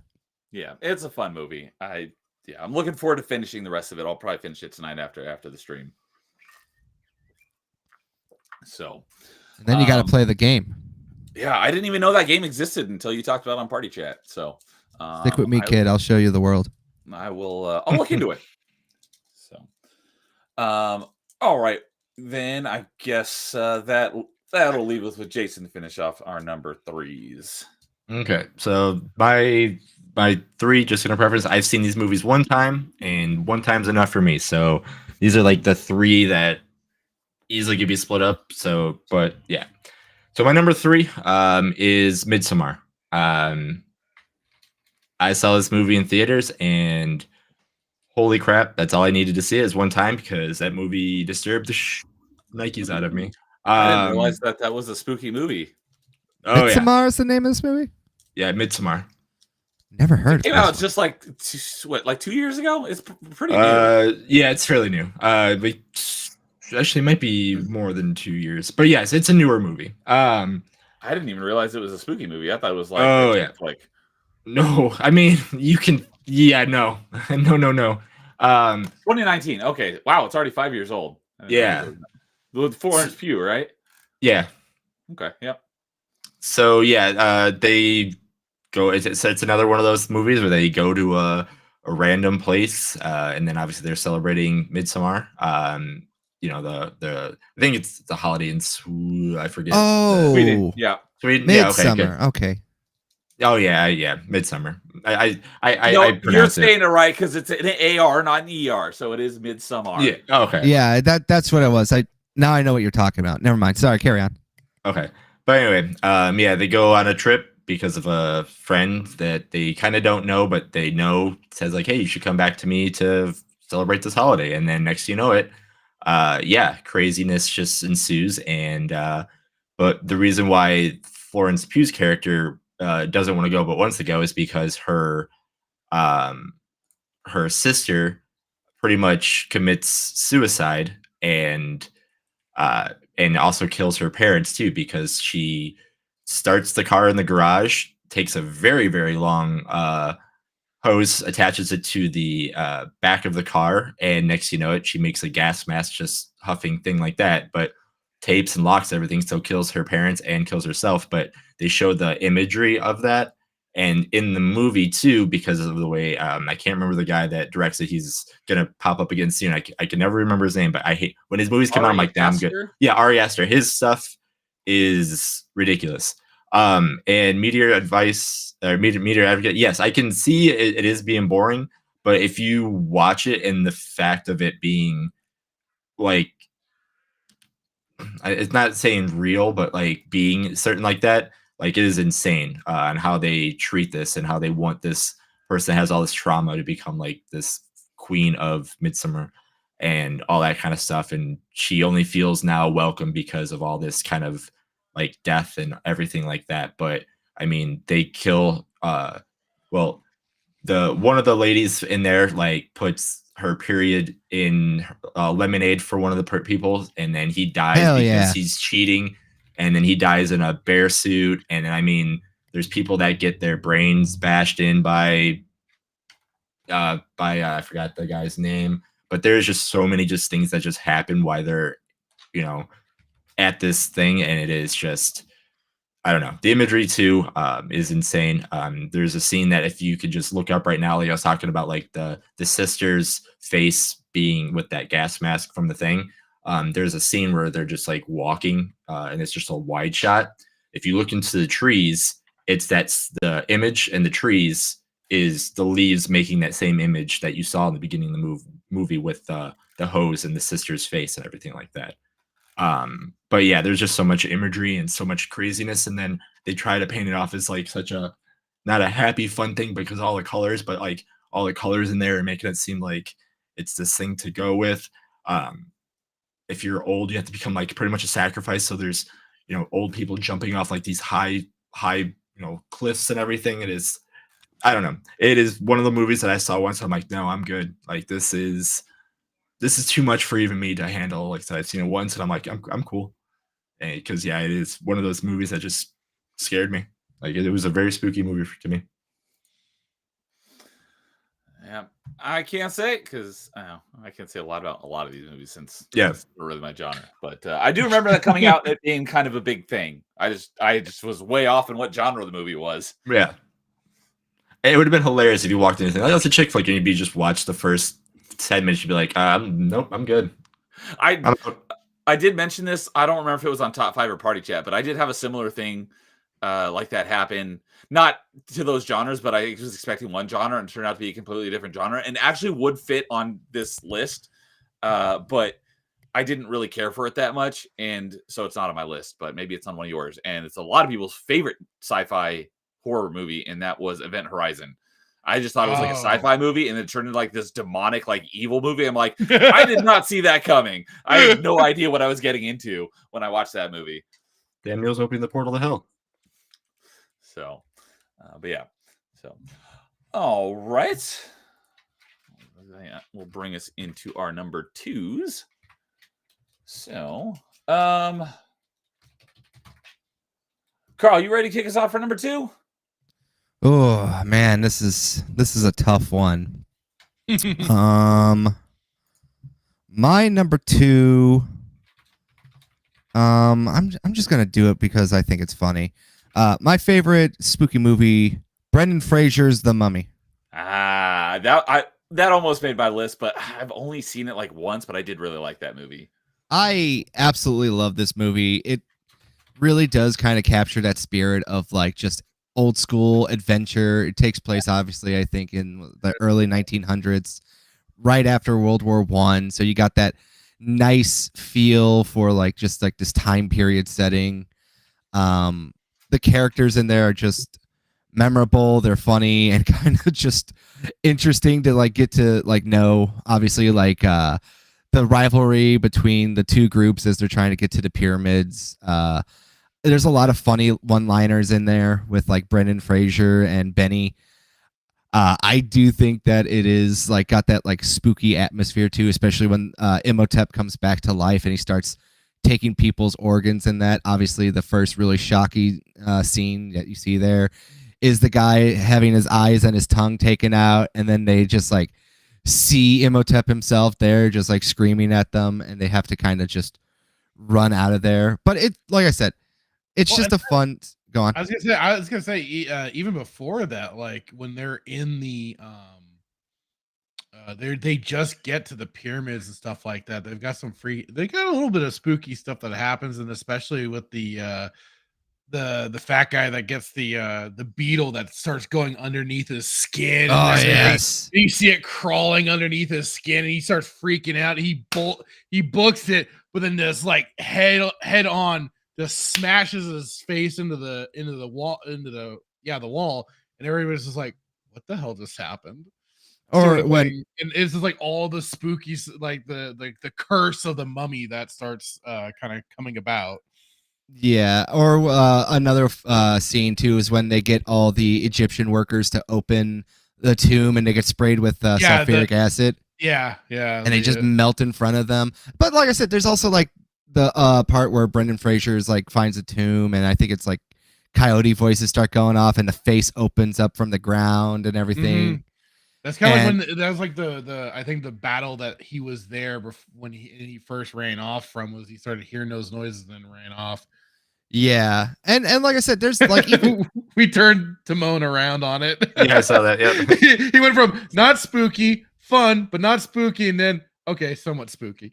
Yeah, and then there's like the other parts too that are spooky when they get everyone into town to just start going Imhotep. Yeah, the zombie men basically. Yeah, and like all the plagues of Egypt start happening and all that stuff. Like it is one of those movies that I like to look at, kind of like Van Helsing, where it just like really hits that like I think was it late 90s or early 2000s. I can't remember when it came out. It feels like 90s. One of those yeah, two. it was like just on the cusp of 2000s. This was 1999. And like I keep saying too about it, it's just like it hits that blend of just like it does everything right. Like when Benny is confronted with Imhotep and he's going through all the religions, and he gets to the one, the Jewish religion and everything, and that's how he gets out of being killed because he's like the language of the slaves, and like I said, there's some really good funny elements, especially with like Brendan Fraser's character and Benny, and they're kind of like I forget what's Brendan Fraser's main character's name. Do you remember? It's Rick O'Connell. O'Connell. And they're like Yeah. across. Their boat sinks, and then Benny's on the other. It's like, hey, O'Connell, look, guess who has all the horses? And then he just responds as, hey, Benny, guess who's on the wrong side of the river? You know, there's like I said, there's like genuinely like good, like spooky, scary stuff in this movie. And then it's like they just know how to like they don't do the Marvel cringe where they have to crack a joke every like 5 minutes, but like they get like the perfect like one-liners in like right when they need it. Like especially when they're kind of like they meant I forget the word they mentioned like and like the wind just blows like randomly every time they say it. And Brendan Fraser just like, that happens a lot around here. You know? Yeah, just some. I love it too when he did.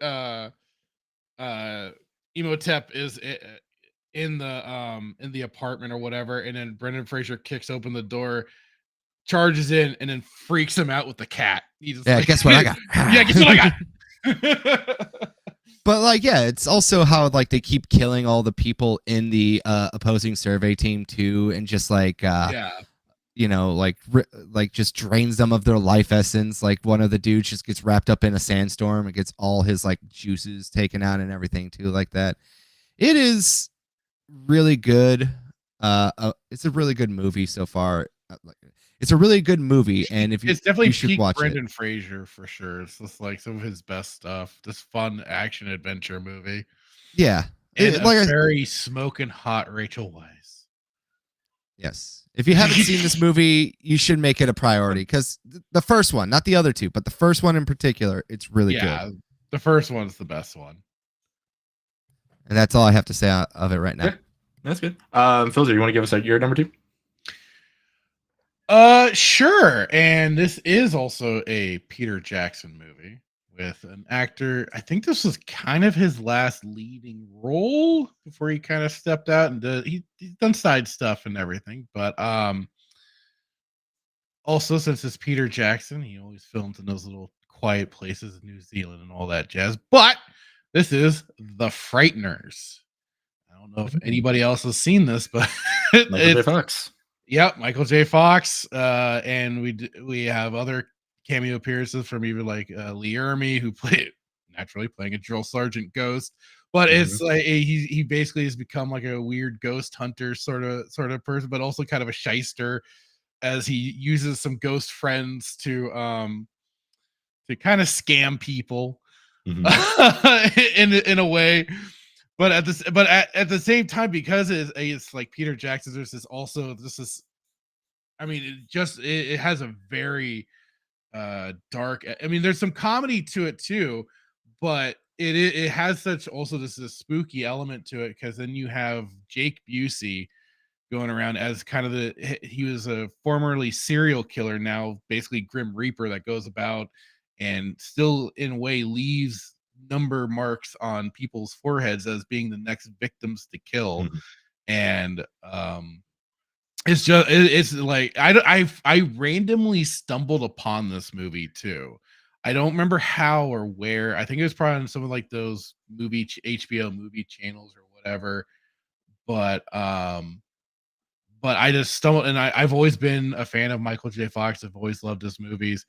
And and John Aston, who was the cowboy ghost, was pretty hilarious in that. The old oh god, why am I forgetting the character's name now? But he was Gomez Adams originally. Yeah. No, John Aston for the TV show. Oh, John Aston. Oh, yes, for the TV show. Sorry. No, you're good. Yeah, and named him. But no, I've always enjoyed this movie. It's like I said, it's Peter Jackson, early Peter Jackson, doing the thing that he does do best with horror and everything. Great elements to it. Like I said, it does have those really spooky bits to it, especially when they start getting to introducing more of the grim, basically the Jake Busey Grim Reaper character that comes in haunting everybody else, and they start unraveling more of the mystery. And Yeah, I it's just definitely one of my favorites, and like I said, it's I'd say leans more into the horror aspect than the comedy, but the comedy was very unexpected. 'Cause I remember when the movie was first advertised, it was advertised as being like strictly a horror movie, and then you actually get to see it, and it's like, oh, there's a blend going on here. That's cool. Mhm. So yeah, that would be Yeah. my fitting at number 2. Yeah, the box art on the VHS at the time was really cool too because I had one of the holographic box arts, and when you use it, Yeah, it I had think I remember. Yeah, it has the face kind of go through the white. because that's what they did through one of the houses, is that he's like basically Mhm. crawling through the wallpaper. You just see the body form going through it and everything. It Mhm. was a pretty neat looking effect. Yeah, to Timone's point, some kind of cheesy CGI and stuff now, but I mean, even then, Yeah. I still think it's very serviceable. Works great. Um, and yeah, just certainly when I'm like, as far as I could know, like one of Michael J. Fox's kind of last leading roles, and not just being kind of more of a sport character. So it was fun to kind of get that last bit from him, and yeah, so Yeah, no, that was a good one. Yeah, that's one of those movies that like if a lot of people, because again it was Michael J. Fox, did definitely saw it when it came out, but like now it's one of those kind of forgotten movies it's just kind of because yeah, it was okay kind of thing. But it's definitely one of those. If it's you hit have a cult chance, status, I watch it. think. Yeah, now it is. Yeah, yeah, absolutely. All right. So, what was it? What did I miss from Filter? My number 2 is The Frighteners from Peter Jackson with Michael J. Fox and never Jake heard of it. Busey. Yeah, it's a good one. Ooh, I have a movie to mention with Jake Busey in it, but we'll get to it later. So, Okay. and one thing I wanted to touch on was a great segue that I should have said, but I didn't know that Carl's was going to be the Mummy. Is that the guy who plays Igor in the Mummy is also the guy who plays that sniveling little bad guy in the Mummy. Sorry, Igor in Van Helsing plays the sniveling bad guy in the Mummy. It's the same actor. Okay. So I found that out last night when I was looking at the IMDb. I'm like, oh snap! I didn't realize. I was like, that voice sounded familiar, and that's why. So, all right. Is it you and I for our number 2s? Yeah. Okay. I can go. All right. I'll finish off our number 2s then. Yeah. So my number 2 continues the Ari Aster train, and this one is, besides the number 1 that I chose, obviously one of the scariest things I've ever seen, and that is Hereditary. First seeing the trailer and all that stuff already, I'm like, okay, cool. It's Ari Aster guy. I heard he does some scary stuff, but I really haven't watched anything. He did an online like a movie or something like that. I heard before it. I didn't get a chance to watch it, so I go in there and I watch. Nothing to expect out of it. So I expect just some scary family drama movie with the one little kid as kind of the main focus.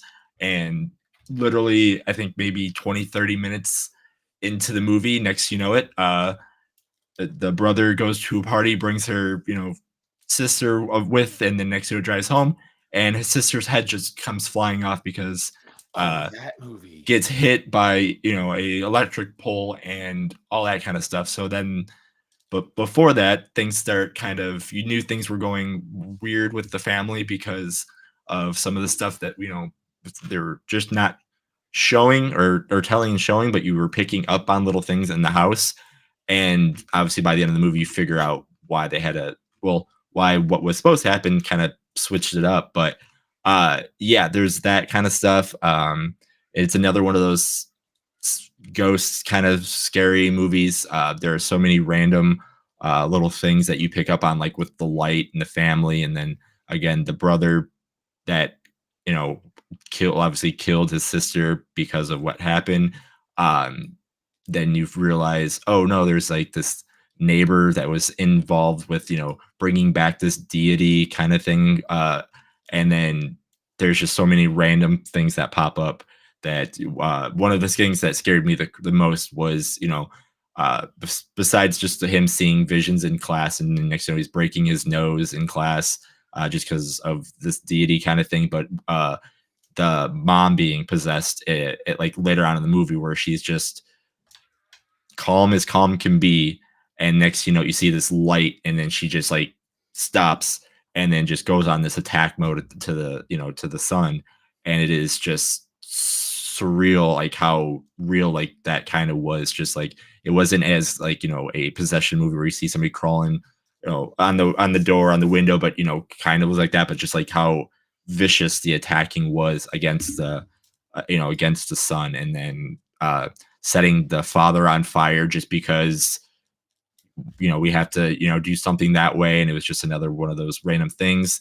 How everything was played with is like inside of a box, inside of a like so everything was played inside like a toy box, but like it wasn't just how it was filmed, so it just seemed like the spirit was obviously playing a game with this family, and it's just really weird how like he chooses to like move like direct stuff. Like Ari Aster, he can visualization is great. That's why I think I went to see Midsommar the set like after this, because I'm like Hereditary. I'm like, I don't want to see this movie again.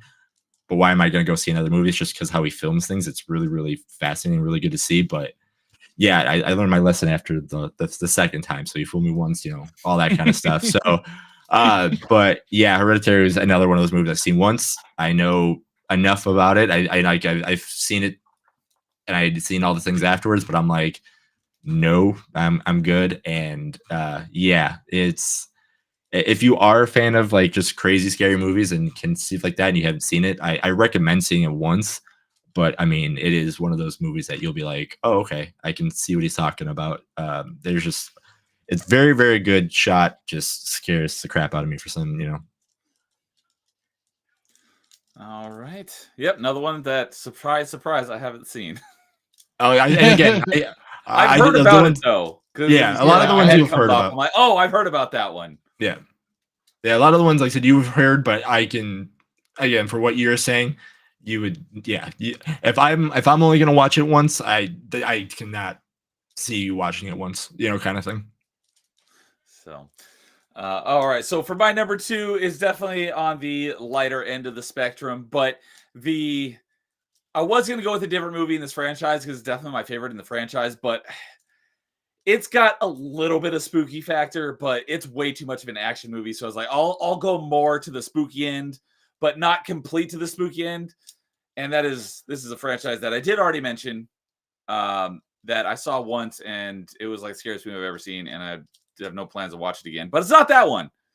And I know a lot of people hate this movie, but I really like it. And we're talking about the Alien universe. But the one that everybody, and we're not talking about actual Alien though. We're talking about Alien versus Predator. Oh, okay, good. Never mind. I love this movie. It's almost had me there. I'm not gonna lie. Which one did you think I was gonna say? We don't speak about that. Okay, I'm not even sure which one you're referring to, but yeah, I know. I don't really understand why. I think Fractured. I think we talked about this not that long ago. Maybe it was on top 5 spooky video games. Oh, it probably was because we were talking about the Alien vs Predator video game. Yeah. Alien vs Predator, the movie gets so much hate. I don't get it, but like I said, I don't have a huge interest in the Alien franchise. The one I was originally going to say was Predator, but that's just way too much of an action movie, even though it does have a little bit of spooky elements. So that's why I went more the Alien route. But Alien's scary.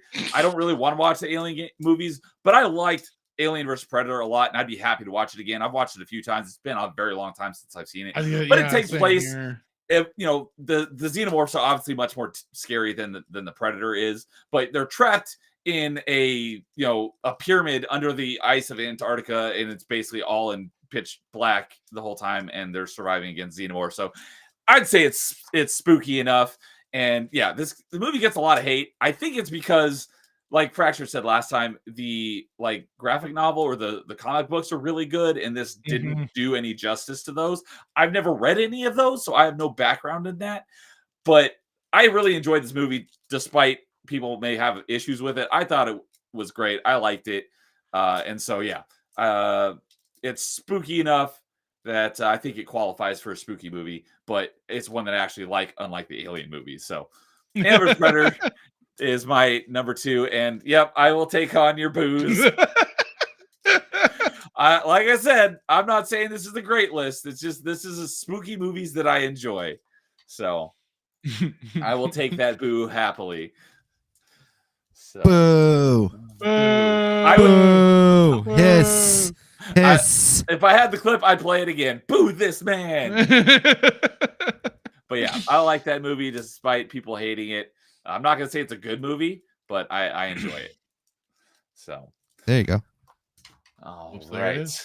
So all right, well that brings us into our honorable mentions. So who wants to go first? You know what?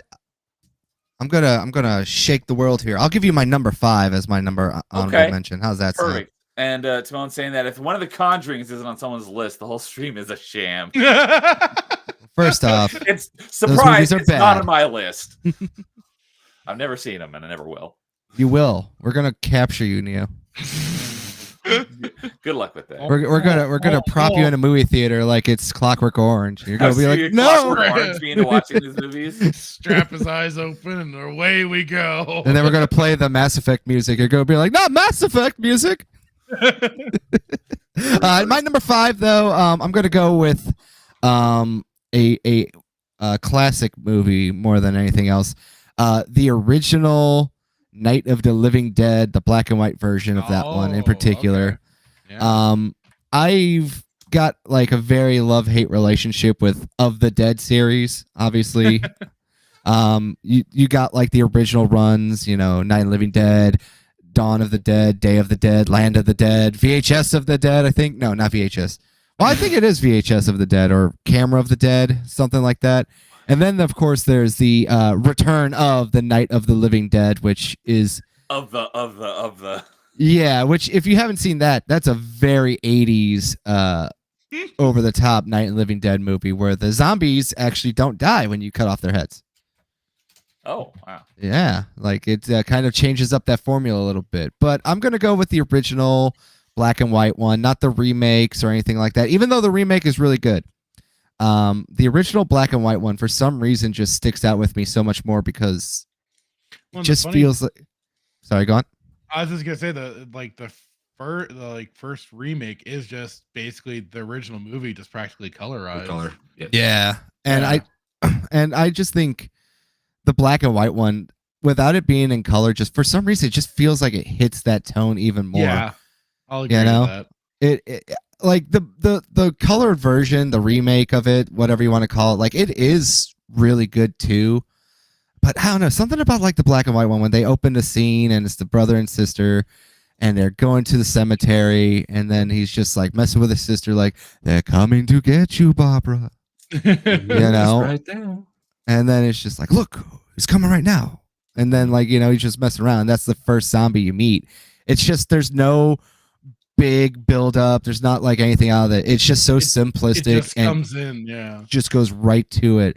And then just all hell breaks loose. And like the more interesting part about it was I think this is like one of the first, like you could say like where Walking Dead got their inspiration for a lot of their storytelling was the zombies really weren't the issue. It was the people who were surviving inside of this Right. house, yeah. you know? Well, that's like a lot of what it always boils down to. Is like it's more the human beings the human beings are the real monsters, not the zombies that are trying to eat your brains. The real Yeah. I mean, surprise I mean, if you think friends we about made it- along the way.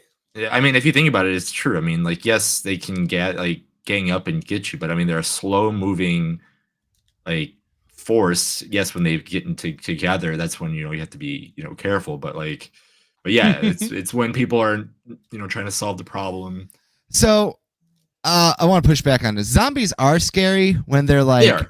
Dawn of the Dead remake zombies where they Oh just yeah. No, they did sprint something at you. completely- Yeah, that. Fast zombies. fast Yeah, zombies, yeah. But that's not what they used to be. Like when they started doing that, you're like, all right, this is insane. Yeah. I Nicholas- will agree. Listen, I'm not going to be out running a zombie, all right? I'm going to be honest with you. I got a bum knee, I got asthma. I ain't out running a zombie, okay? Like, and I'm just saying this just to kind of sidetrack though, because this will kind of like all encompass my honorable mentions. I'm just going to do the Night of the Living Dead stuff like that. It's like when you see like the James Gunn remake and everything else for Dawn of the Dead, and this is like a 400-pound fat lady in a wheelbarrow.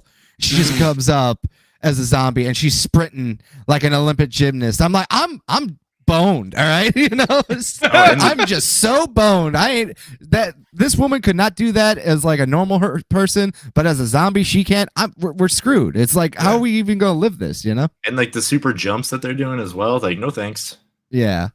But like I said, it's just the black and white version of Night and Living Dead for sure. Just always like feels like it hits that perfect tone of just like, you know, what a classic horror movie should really feel like. It's just black and white, minimal sound design, a lot of tension in the air. The monsters kind of are like there, but they're not really like the main focus of it. Like so much so, it's just a quintessential, just like, you know, everyone can look at obviously the universal like monster trios, but I feel like Night and Living Dead is like an honorary member to that just lineup there. Like the dead girl, the zombie girl is like an iconic image for a lot of horror stuff out there. So I wanted to give it its due there. That's my favorite horror movie of all time. So I agree with you 100% on at least being on the list. It's not on mine because again, it's not super scary. It was the number one on your other spooky list. It was my number one on my other list. Yeah, that is my favorite. that's like the one movie I can just sit and watch over and over and over again, just because I pick up on other things too. Like, to me, no offense to Barbara, she deserved to die. I mean, she knew her brother was in trouble and she was hysteric the whole freaking movie, enough where she got punched, knocked out a couple times. And then her brother comes up to the house and it's like, oh, hey, it's you. And then she just dies because she saw her brother again and thought her brother was fine when she was being hysterical. So I was like, all right, yeah, you're good. All right, cool, go. You deserve to be gone. Yeah, well, on top of that too, her brother dies right away, not because the zombie bites him, but because he smashes his head on a tombstone. Mm-hmm. You know, yep. Like that's like one of the more iconic things. It's not like the people getting eaten isn't until the car blows up and they start eating them, you know? Yep. Yeah. And again, like, you don't even see when they're alive, they get eaten. Like I can never remember the little girl's name right now, but the way she kills his mom, she grabs a spade. Yeah, a garden spade and just starts stabbing her down in the basement kind of thing. And it's just like, okay. It's very, like I said, it's very good. Yeah. Very and George Romero and I forget the special effects artist that he has for him, but like the later incarnations from like Dawn of the Dead to Day of the Dead and, you know, Land of the Dead, like just as like gruesome way they kill people in later iterations of these movies. Are you talking about Tom Savini? Tom Savini, that's it. I couldn't remember his name. He's very, very famous special effects artist. Oh, yes. Tom Savini's great. But like all of his movies are obviously like social commentaries on stuff, you know. Dawn of the Dead takes place in a mall. Land of the Dead is like a military base and everything else like that. One of my favorite scenes is the main bad guy in Day of the Dead when he's finally getting killed by zombies and they're just eating his intestines and he just goes, choke on them. You know, like there's like some really memorable moments in there, for sure. And I just like it, like I said. And just I guess a quick wrap up so I could get other people out of the way. All the original Universal classics and the Poe trilogy, not the Poe trilogy, the Poe universe, if you don't know what that one is. Right now, Angry Video Game Nerd is doing his Monster Madness, and he's talking about the Edgar Allan Poe set of movies by Roger Corman, where Vincent Price pretty much played different characters in different Edgar Allan Poe movies, tales that they adapted into movies. My favorite one out of them is The Raven, and it's because it's got Peter Lorre, Vincent Price, and Boris Karloff all in that movie with a young Jack Nicholson. Oh shit! Yeah, it's like one of those like weird, wacky, funny movies where it's just like the only thing that has to do with like the Raven is they read part of the like poem at the beginning, and then it just teeters off into a giant duel of wizards. You got to watch it. It's a fun, just thrill ride. It's not really spooky, but I gotta mention it. It's pretty good. So while we were talking about zombies not being scary unless they're fast zombies, dude saying you don't need to outrun a zombie, you just need to outrun the people you're with. So I don't need to outrun the bear, I only need to outrun you. Yeah. And Night of the Living Dead doesn't follow traditional horror movie standards. The black guy survives the longest. But he does die in the end. Them's the facts. Yeah, he does. funny. You know, that's another thing too. I think that was also kind of like a controversy too, because the main character during that time was a black guy. Oh yeah, that 'cause was this movie was 68. yeah. That's what It you're talking was about, a right? 60-something. Yeah, another one I didn't realize it was that old. It's public domain, I think now. I believe so. Oh, Yeah. really? Yeah, and there was like a controversy with like the two people who made the original, Night of the Living Dead, because like I think George Romero had Of the Dead and The Night of went to a different guy. So Yeah, there was a weird like brand split almost between him and the other creator, and so then you started having the two different zombie iterations going on. yeah, it's like so like Return of the Night of the Living Dead, which is like a pure 80s movie of just like craziness. Yeah, Return of the Living Dead. It is such a it's like a completely different movie for and tone and everything for comparatively to speak of like the other of the Dead series, you know. And I think that was the Return of the Living Dead was where you first get the whole like them eating brains and stuff like that. Yeah, they have like the talking zombies that tell Mhm. you that they eat brains because they hate feeling themselves decompose. It's the one where the gas leaks and like everything starts to come back to life. So there's like a dog that's like cut in half because they work at like a medical dissection facility, you know, where cadavers and everything are stored. Yeah. And there's like a scene where like this dog starts barking and they go to check out the dog and it's like a dissected in half dog that's like breathing and barking and everything, and they try to kill it and they're just whacking it, these two like goobers that just are just like the night crew. It is intense, it is funny, and it is creepy as hell. All right. I think I'll go ahead and go off that for my honorable mentions because a couple of them are ones that were already mentioned. The Mummy, talked about that earlier.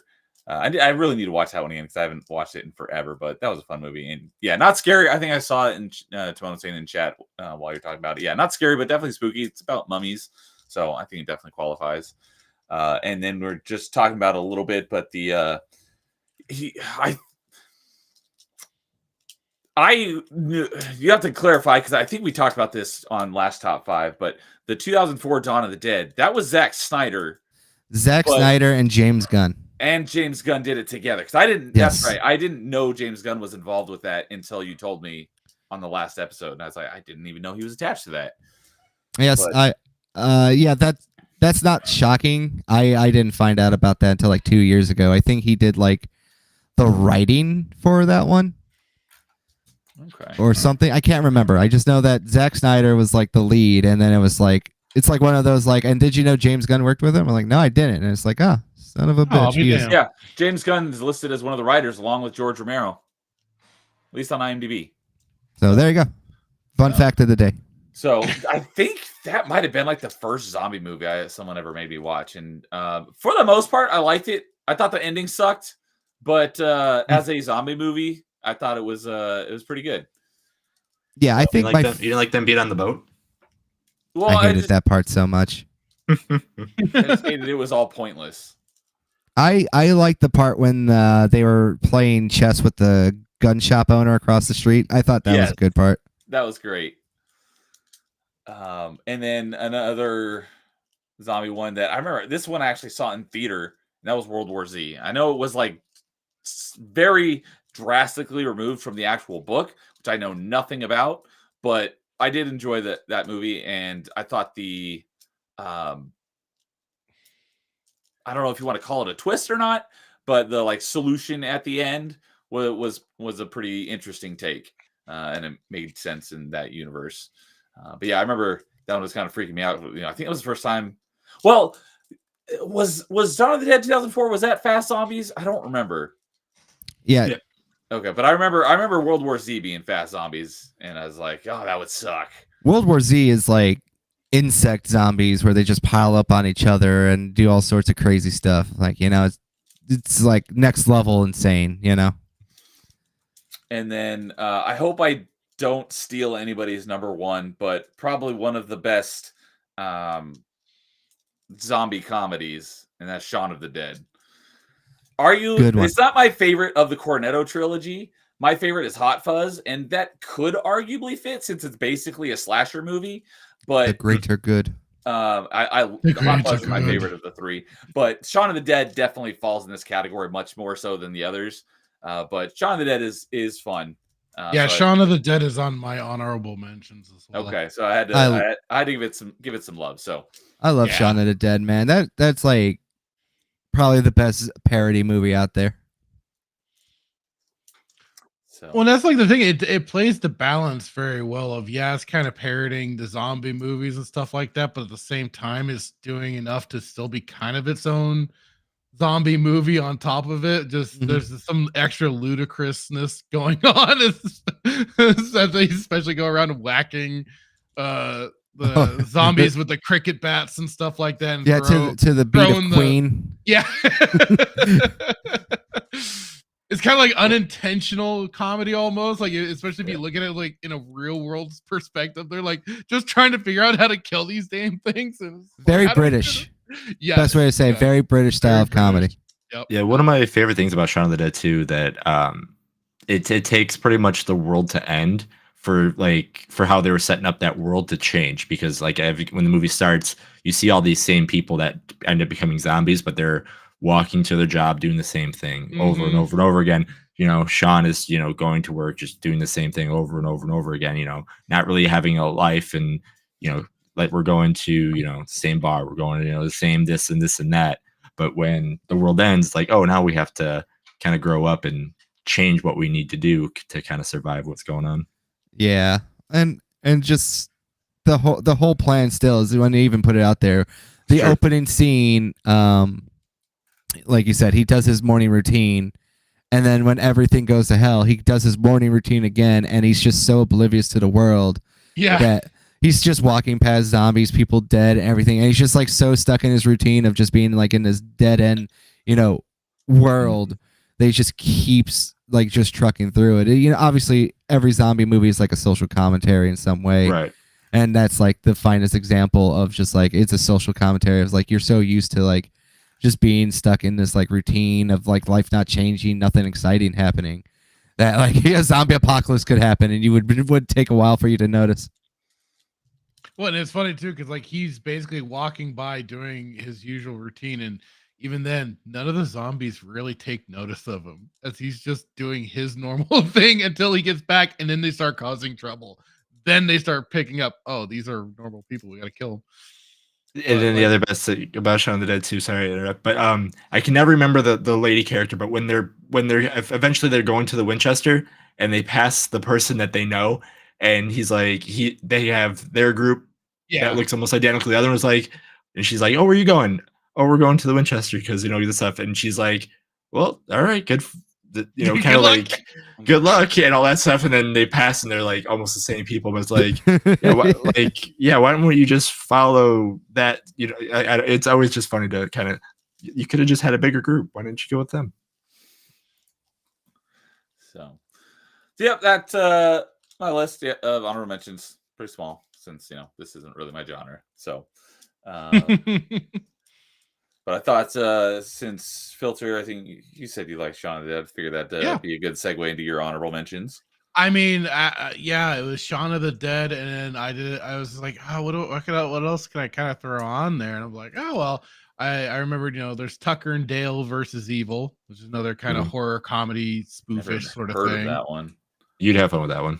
It's a fun one. It's like it's trying to set up the trope of hillbilly murders, but then it just ends up turning into They're just accidents. A bunch of literal accidents. It's a great a bunch of string of events that happens.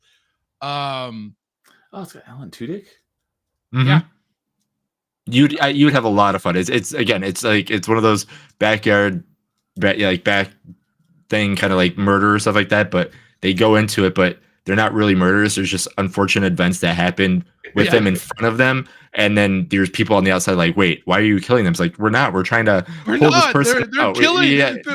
These kids are killing themselves. Yeah. These kids are just jumping into the wood chipper. Why are these kids jumping into wood chippers?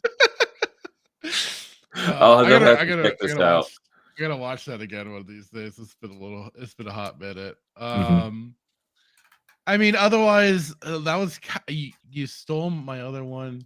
Sorry. How dare you? But I did have I mean, you could also like throw on there like the actually, you know what? I'll bring this one up as an honorable mention because this was like I think I had been up late and my mom was watching it. It's basically another one of those movies that was trying to kind of right off the back of Jaws. And it's called Orca. Huh. I thought you were gonna say where it's no.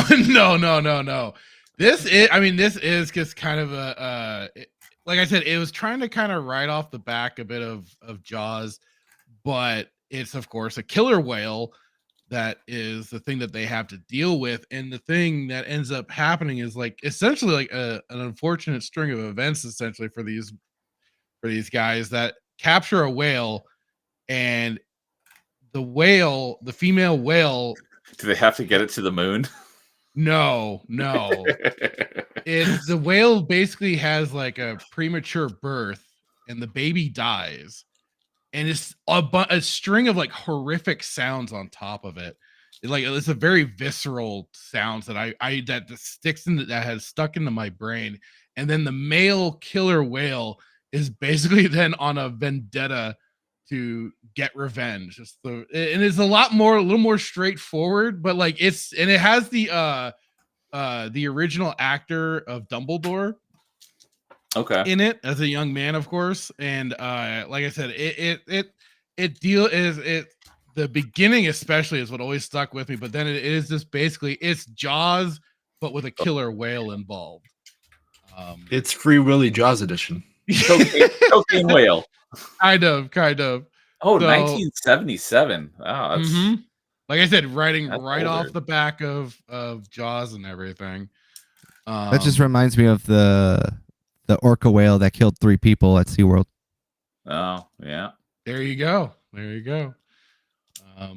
But otherwise, for like anything else, really, I mean, you can always throw in the original, Jaws as kind of one of those horror spooky. I had a few for shark sure. movies that I was like, I want to put on this list, but I don't think they're spooky enough. I mean, I'd say the original Jaws fits the bill a lot better than certainly after the fact. Other than if you want to say, is the best one. I was just gonna say as horrifically bad as with Jaws: The Revenge, but otherwise, is that the one where they jumped the shark, but literally, yeah. They basically spear the shark at the end of the movie. Oh God, Shark was a metaphor for man all along. It got Michael Caine a beautiful house. Otherwise, that's all I got for that. All right. I think Jason, we still need yours. Yeah. So pretty much during this whole show, only 2 movies out of both lists that I had weren't mentioned, so I'm just gonna mention them now. Okay. Don't know where they are, but 2 movies that would be on my honorable mentions were on my 2 lists. One of them is Cloverfield. When that movie first came out, I absolutely loved it. I think I saw it in theaters 3 times. I absolutely loved it. Yeah, I absolutely love that movie. I wanted to know more about the ones that were in the subway, because when that girl exploded behind the tent, I was like, what the freak? Like, what? Like, that never explained anything. Like, she got bit and then they freak out and then she explodes. It's like, yeah, that I do agree with you on that one. It's like, what happened? I want to know. They used nothing to explain that except for just like her eyes bleed. She said she's not feeling well, and then they freak out. I'm like, that was to me. I was like, what the heck? That was really awesome. And granted, those are the things that came off of the big, the big monster's back. So I was like, that's cool. And so yeah, that one I absolutely loved. And again, who doesn't like a big monster, terrorizing city? Those kind of like. I would have Kong, liked that Godzilla more if it monkeys. wasn't for all the shaky cam. Yeah, the shaky cam Like I was said. what kind of got me, and I didn't really care for it personally. Like I enjoyed it just because of like when something bad happened, they cut to like the previous time, so you got to see, their relationship kind of failing. You get to see them. You get to see the egg or whatever come from space into the water when they're on the Ferris wheel and everything. So there's just kind of some cool little things with that. But yeah, it is one of those shaky cam movies. So I can definitely, I definitely I can understand that one. And then my last one, I don't know why this movie was fun for me to watch, but I enjoyed the movie Joyride. If you've never seen that one, I have seen that one. That's another one. I absolutely love that movie. I saw it once, but I liked it. Yeah, it's just another fun, like, this is why you don't mess with CB radios and talk to people that you don't know, and mess with people that drive all day, because maybe never one talk of to them, strangers. Never talk yeah, to maybe one strangers. of them just wants to rip your jaw out, one of those kind of things. So I lived with a trucker for like 20 years of my life. I'm good. yeah, Nothing scares me anymore. Hey, all right. So Timon and I has not agreed with my list, but at least we can agree on this. All of the shaky cam. The shaky cam. So no Blair Witch. I've I never would- seen. I any of definitely those watch movies. I didn't care. Cloverfield over Blair Witch. So has everybody heard the like theory of Blair Witch? The like not the later on kind of thing, but with the I can't remember the two guys' names, but the theory that those were they were playing up the Blair Witch because those two wanted to kill the girl kind of thing, and that was their way to take her out in the woods and kill her. I did not hear that part. I Wow. don't know Yeah. almost anything. But it's about already it. better than the plot of the Blair Witch. Yeah. So what it was is like there was movie the was Blair clever Witch. to actually kill someone. I wish You they know would what? have. Yeah. So the Blair Witch thing was they were using that as like, because that was part of like the myth of the woods and all this stuff. But the two were trying to get her out there to make this documentary because they wanted to kill her. So they used that, and then that's why like when they lose the map, they were like, you had the map, and then they're like fighting over who had the map because who would go and throw the map in the water kind of thing. And then there's just some like if you watch it with this kind of like that theory, and then the guy staring at the wall, and then the person who attacked her at the end of the movie was the actual guy that was lost. And then like the teeth were they were talking about something with teeth or it's I have to watch the theory thing, but with the teeth, it wasn't really like his teeth that were wrapped up or whatever. So like there's just random little things that are like saying like those two were just trying to get her out in the woods so they could find a way to murder her, and that Blair Witch was the thing. And like if you watch it that way, it's like, oh man, that's actually kind of interesting. But if you watch it with just like, oh no, it's just a ghost movie, it's like, okay. Less interesting. Gotcha. He says it was a snooze fest. There was also, speaking of witches, there was a movie called The Witch. The one with 2 V's. Yeah. That movie was terrible. Everyone kept saying, like, this is mind-breaking horror. And I watched it. I was like, this sucks. Who said, like, this is so great? It's just like one of those movies where it's like, listen, I'm desensitized to violence at this point, and it kind of takes a lot to scare me. I kind of just laugh more at horror movies now than, like, get scared. But I'm just, like, watching this, and I'm like, this isn't even good, like, psychological thriller. It's just bad. Would you say another series of movies that I think is kind of polarizing, that I think a lot of people would say kind of fits that category as well, but was insanely popular and made tons of money, was, what were they? Paranormal Activity. Oh, God. Were those terrible? Oh, horribly. Boring Okay. as well. The only Talk time about I got snooze scared fest. was the girl behind me screaming, because that actually scared me.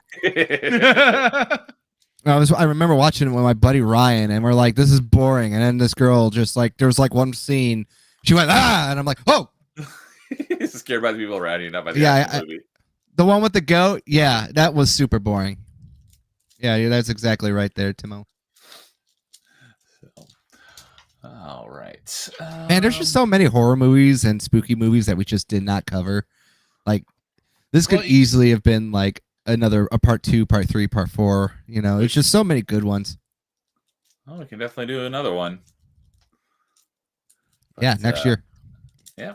I mean, we don't necessarily have to wait till next October, but it definitely makes the most sense at this time of year, obviously. So, all right. Well, that will bring us into our number ones. So, is anybody dying to go first? Haha. I will go first because I think if you use process of elimination, you can probably already guess what my number one is. So my number one was mentioned earlier, and I said it will probably be showing up a little bit sooner. Yep. So yeah. my number one is the Texas Chainsaw Massacre. Texas Chainsaw, that's right. I know which one you're referring to, but I don't remember what it was. Like, wait, what? Which one did he mentioned it earlier? Yeah. This movie absolutely terrifies me. The one scene that lives like rent free in my brain, unfortunately, is this. For who has seen the movie and who hasn't seen it, is when it's not like, again, the crazy thing about the movie, not a lot of blood, anything like that. Chainsaws are loud, and it's an audible scare that just kind of like it scares me in a way. So I'm one of those people. If you just start a chainsaw, I'm like, okay, can you just get that away from me, kind of thing.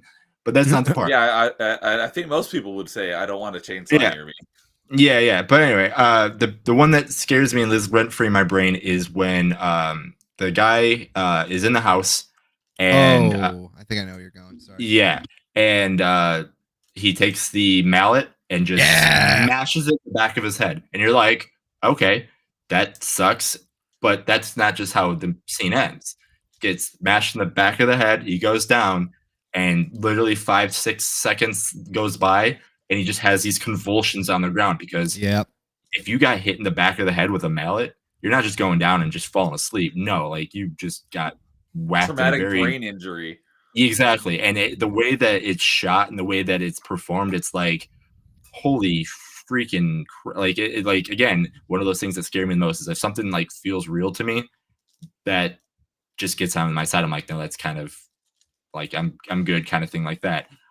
Again, when they're at the dinner scene, when, you realize what they're, doing, and with the, the family and all the body parts and all the things that they're doing, it's like, nope, I'm good, kind of thing like that. And then obviously having a big imposing force like Leatherface chasing, these people down and being one of the most, like, being an intimidating force, but again, not being the most, because the family's just as scary as a guy that's wielding a chainsaw, trying to do everything. So I mean, yeah, that movie I've seen one time, and as I'm watching, I'm like, I'm good, and it left such an impression on me that, like, I can still know the parts of these movies that I'm like, yeah, I'm good. Like, that movie to me is just absolutely insane.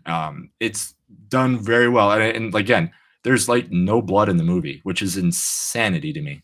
Because you tell somebody like, oh yeah, earlier, it's not as gory as you think it would be. No, it's done such a way you're like, oh yeah, it's just really bloody, scary movie. It's like, no. It is a, like, when we did top 5 spooky movies, like, that was my just number one. Like, it is, everything about the movie is just uneasy, just tension. You just don't want to be like where these, these characters are, like, you just don't want them to be there, and you don't want to be there with them. And it's just because, there's just no good coming from that area. So yeah, it is, to me, well, by far the most spooky, scary, any word you want to use, movie ever to be shot, I believe. Yeah, it's definitely one of those creepy movies that, like, always makes you worry about breaking down while driving your car on the road, Yep. Like, it does hit that atmosphere of everyone's been on a road trip, and you drive by like giant fields of farmland, and there's nothing around, but there's always that one random broken down looking house that you could tell just like old people live there and they don't take care of it anymore. Yep. And then they have that barn just a few distance away, and you're like, yeah, no, that's what speed limit's 65. All right, we're gonna push our luck with 75. Let's just keep going. Yeah, and one of the scenes is at the end too when Leatherface cuts his leg with the chainsaw, and you just see fat come out. It's not blood; it's like the fat of his leg. Ugh. Oh, That jeez. like that whole end scene, like the actress, I don't know her name, but like just when she like you just like that's the epitome of like this is what hell looks like. You know what I mean? Like the only other time I can ever think of like a look that just like perfectly encapsulates like her look at the end of the movie is like war movies when you see them just coming back from like active duty where they're just so traumatized, so dirty, so shell shocked, and it's just you just see it and it's just insane. It's just like the perfect like image to see. It's like there's Leatherface who's like the real shock value, which he doesn't even use his chainsaw that much, you know? He dances with it. Yeah, like he only kills, I think, one person with the chainsaw, Mm-hmm. and that's the guy in a wheelchair. And it's amazing he lasted that long in a wheelchair. Okay, so I pulled it up here on IMDb. I had no idea. Are we talking about the original Texas Chainsaw Massacre? Original. Yeah, original. I did not know this one from 1974 even existed until just now. The only one I knew of was the one from 2003 with Jessica Biel. I did not realize. no. No. So, like I said, this isn't my genre, so I don't know a lot about these. Yeah. These type of No, movies. the 70 one is just A lot of horror movies, I think, peaked in like the 90s and back is like when horror was like the best. That's just my opinion. This is the only time I agree with Fractured on stuff. Newer stuff is usually bad. So, and Nerdporial is here. What's up, Nerdporial? Saying you don't watch movies. Yeah, I don't watch a lot of movies. I mean, I've seen a lot of movies over the years, but lately I haven't watched much because I game when and then the little bit of time I do watch stuff, it's Stargate. So, and that's all that's all Fractured Filter's fault because he started on episode 1 back early this year. Yeah, so I did. It's all his fault that I'm rewatching it for the first time. So you're welcome. I thank you for that because it's great. I love it just as much as I did back then. Oh yeah, same. So I'll go ahead and go next with my number one so that Filter and Carl can probably close us off with some actual spooky number one. So this is another one. Hi, Brian. I see you going at me in there. I'll acknowledge you. So I'm ready for more of Timon's booze and anyone else who's probably going to boo me. But so I this could very well not count as a spooky movie. I think it's close enough. It's a murder mystery. People are getting picked off one by one. So I'd say that's kind of in the vein of like like a Halloween movie.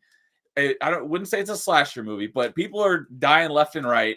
And so that's why I think it's close enough to qualify as a spooky movie. Not really scary, but spooky. So I'll preface it like that.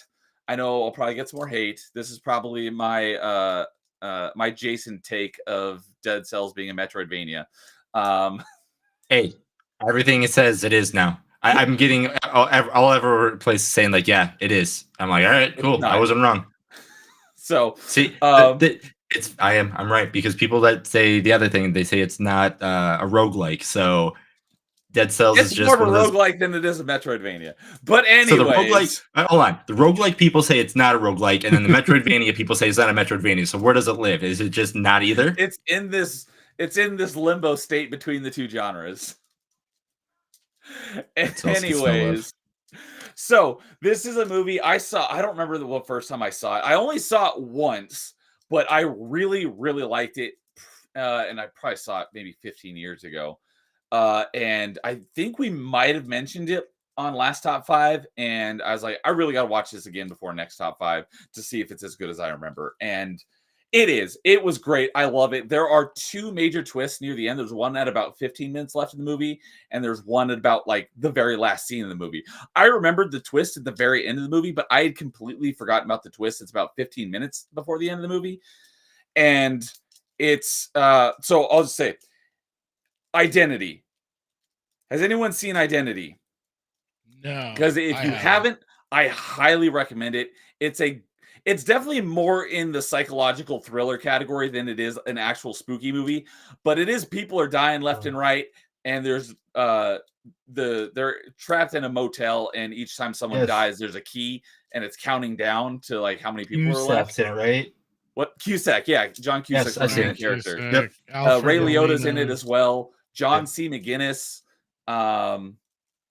Those are the biggest names, I think. John Jake Hawks, if you know Busey. him. It is like it's not terribly spooky, but people are getting picked off left and right, so it's scary in that it's survival type of way. It is a great movie with some great plot twists, and like I said, the one of the plot twists I had completely forgotten about. I was like, oh yeah, that's right. I don't want to spoil it because it's a great movie, so I highly recommend anyone go and watch it. But yeah, I'd say if you haven't seen Identity, go watch it. It's not that long. It's not. I think it's like an hour and a half. It's pretty short, and it's great. So I just rewatched it again for the first time since I saw it when it was relatively new, just 2 days ago, and it was just as great as I remember it. Great movie with great plot twists. Definitely go see it, or not go see it because it came out in like 2004 or something. But great movie. I love this movie, and watching it for the second time maybe love it even more. So I definitely recommend Identity, and I don't really want to get into any of the plot details as to not spoil anything because it's got some great plot twists. But yeah, people get trapped at a motel in like the middle of nowhere during a storm, and everyone's got skeletons in the closet, so to speak, and they're all people start dying, and obviously they're trying to figure out who it is, and they're all scared for their life. And whoever's killing them is leaving basically, the keys to the hotel rooms, counting down with the bodies, it's just great. So, yeah. See, I knew Simone was going to say not a spooky movie, so I say it's very much on the verge because it's a murder mystery. It's a thriller. People are dying. It's more of a thriller. I'll definitely give you that. It's spooky-ish. So, like I said, not my genre, so I don't have a lot to pick from that I say I really like, but I really like this movie. So, I will take your booze, but I think it's a great movie. I'm done booing you. I've seen what makes you laugh. You are a boo. How are you out of booze? Exactly. So, I'll let Carl and Filter finish us off with what I assume are actually spooky movies. Filter, I'll go first. How's that sound? Okay, sounds good. You go. I already spoiled my number one. I'm just gonna say it. It is John Carpenter's The Thing. There it is. There we go. I'm just sticking with that one. It's probably in my top 3 movies of all time in general because I just love the Cronenberg monsters in this movie so much. The isolation, the body horror, as you probably have guessed from me saying Evil Dead and other things. I did change some stuff on the fly just to kind of make it more interesting now, but like I love those over the top, sick, twisted monsters and body horror, and The Thing is just like so perfectly done in that aspect. Just you don't know who becomes the monster, you don't know what the monster will do. Obviously, it's just chaotic. Like anything could become The Thing. Like a little drop of blood is like this giant space. This can become space alien from outer space that morphs and changes and twists and just there's like the one scene where they're trying to bring somebody back to life, and he's going to plunge into the guy with the paddles, and then it just his body opens up to become a giant mouth and bites off his arms. And then like a dude's head falls off and becomes a spider, and he's like, "You got to be shitting me!" It's just like it's just so insane. Like You see it grow. That's the crazy thing. You just see the head just grows into a spider. It is so crazy how these like just like puppets and practical effects and everything, even though like you could tell that they kind of aren't real, they just still feel real in that universe. Well, that's kind of what adds they're the becoming alien, aliens. Yeah, Yeah. that's like the alien feeling to it all. So it's just like that's why that I'd say those practical effects still work like that. 'Cause, yeah, they look alien, but that's kind of the point. Yeah, and it's just like there's not like an over the top story to it. it's kind of very linear. Obviously, they did make a prequel of it to kind of explain it later on in life. I haven't seen that one because the first one is just so good. I don't want to explain to me. I just kind of want to. And they did a comic too. They did a comic of that was like sequel, kind of more of a sequel to the series. There was They did a comic, and they also did a video game as well. too. Yeah, Yes. I don't know anything If about you the own that game. one as well. Yeah, I was going to ask you about the game because I figured you'd probably played it. I haven't played it in forever, so I couldn't tell you Okay. about it. You know. It As was I an recall, original too, Xbox Night game, Dive, right? I think Yes, Night Dive is doing And like a remaster or something like that for it. they are. And plus, it's got two of my favorite actors are in this movie too: Kurt Russell and Keith David. Yeah. Oh, I love Keith David Does and Kurt Russell. Yes, thanks a to very young Stargate. Keith David. any of the like sequel stuff, like say if Childs or McCready was any of them, or did they just keep that as a you have to decide on your own kind of thing? I like- don't know the because, like I ending of said, Inception. What were they really? in I the didn't prequel? try to look into anything of that. Okay. I just wanted to keep it as like this is a solitary story.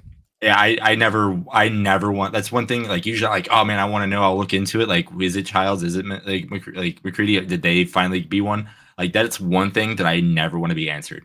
Ever. Yes, and that's like the best part about the ending too. is I was gonna Kurt say Russell not everything needs an answer. I'd say. This See, one I'm one of those definitely people. doesn't. I'm one of those people like I want an answer, but this is Oh, like the only thing. This is I the only agree. thing that like I don't care. Like sometimes I think it's like McCready is one and Childs isn't because that's why Childs has that flash. Try to give him a drink because I don't remember if Childs takes the drink and he's like, here, drink this to kind of like show it's like if it wasn't the real thing that was in there kind of thing. So I don't know. There's just so many awesome things about it. That's why I never want it to be answered ever. Leave it I ambiguous. just kind of believe that they both died of exposure. That's what I just go with. Right. It's just like they knew they were boned. That's all it is. Yeah. So, Like go on. ahead. no, finish your point. Oh no, I was going to change topic on something. So if you go ahead. Now, I just gotta say, if you are a fan of movie special effects, if you're a fan of horror, and just like I said, this is more than just a horror movie to me. This is like cinema to me. Mm-hmm. That's why I love it so much. It blends, a genre that I think a lot of people kind of overlook a lot of times for like cinematics. And John Carpenter, obviously legendary director, made Halloween as well. Can't forget that. That's pretty much where he got started, as well as a bunch of other movies. I can't name all of them off the top of my head, but like Assault on Precinct 9, I think it was. 13. That's another big one. 13. 13, yeah. I District haven't 9, seen I the think. original, but I did see the one with Lawrence Fishburne from like the 2000s. I like that. Oh, movie. the original is even more insane. Like the remake actually has a story. This one just is like, nah. It's just like it's like kind of like they're like all zombies, except they're all like gang members just attacking this police, station. But like, yeah, there's a lot of good ones. That's why I highly recommend. Obviously, my number one, John Carpenter is the thing.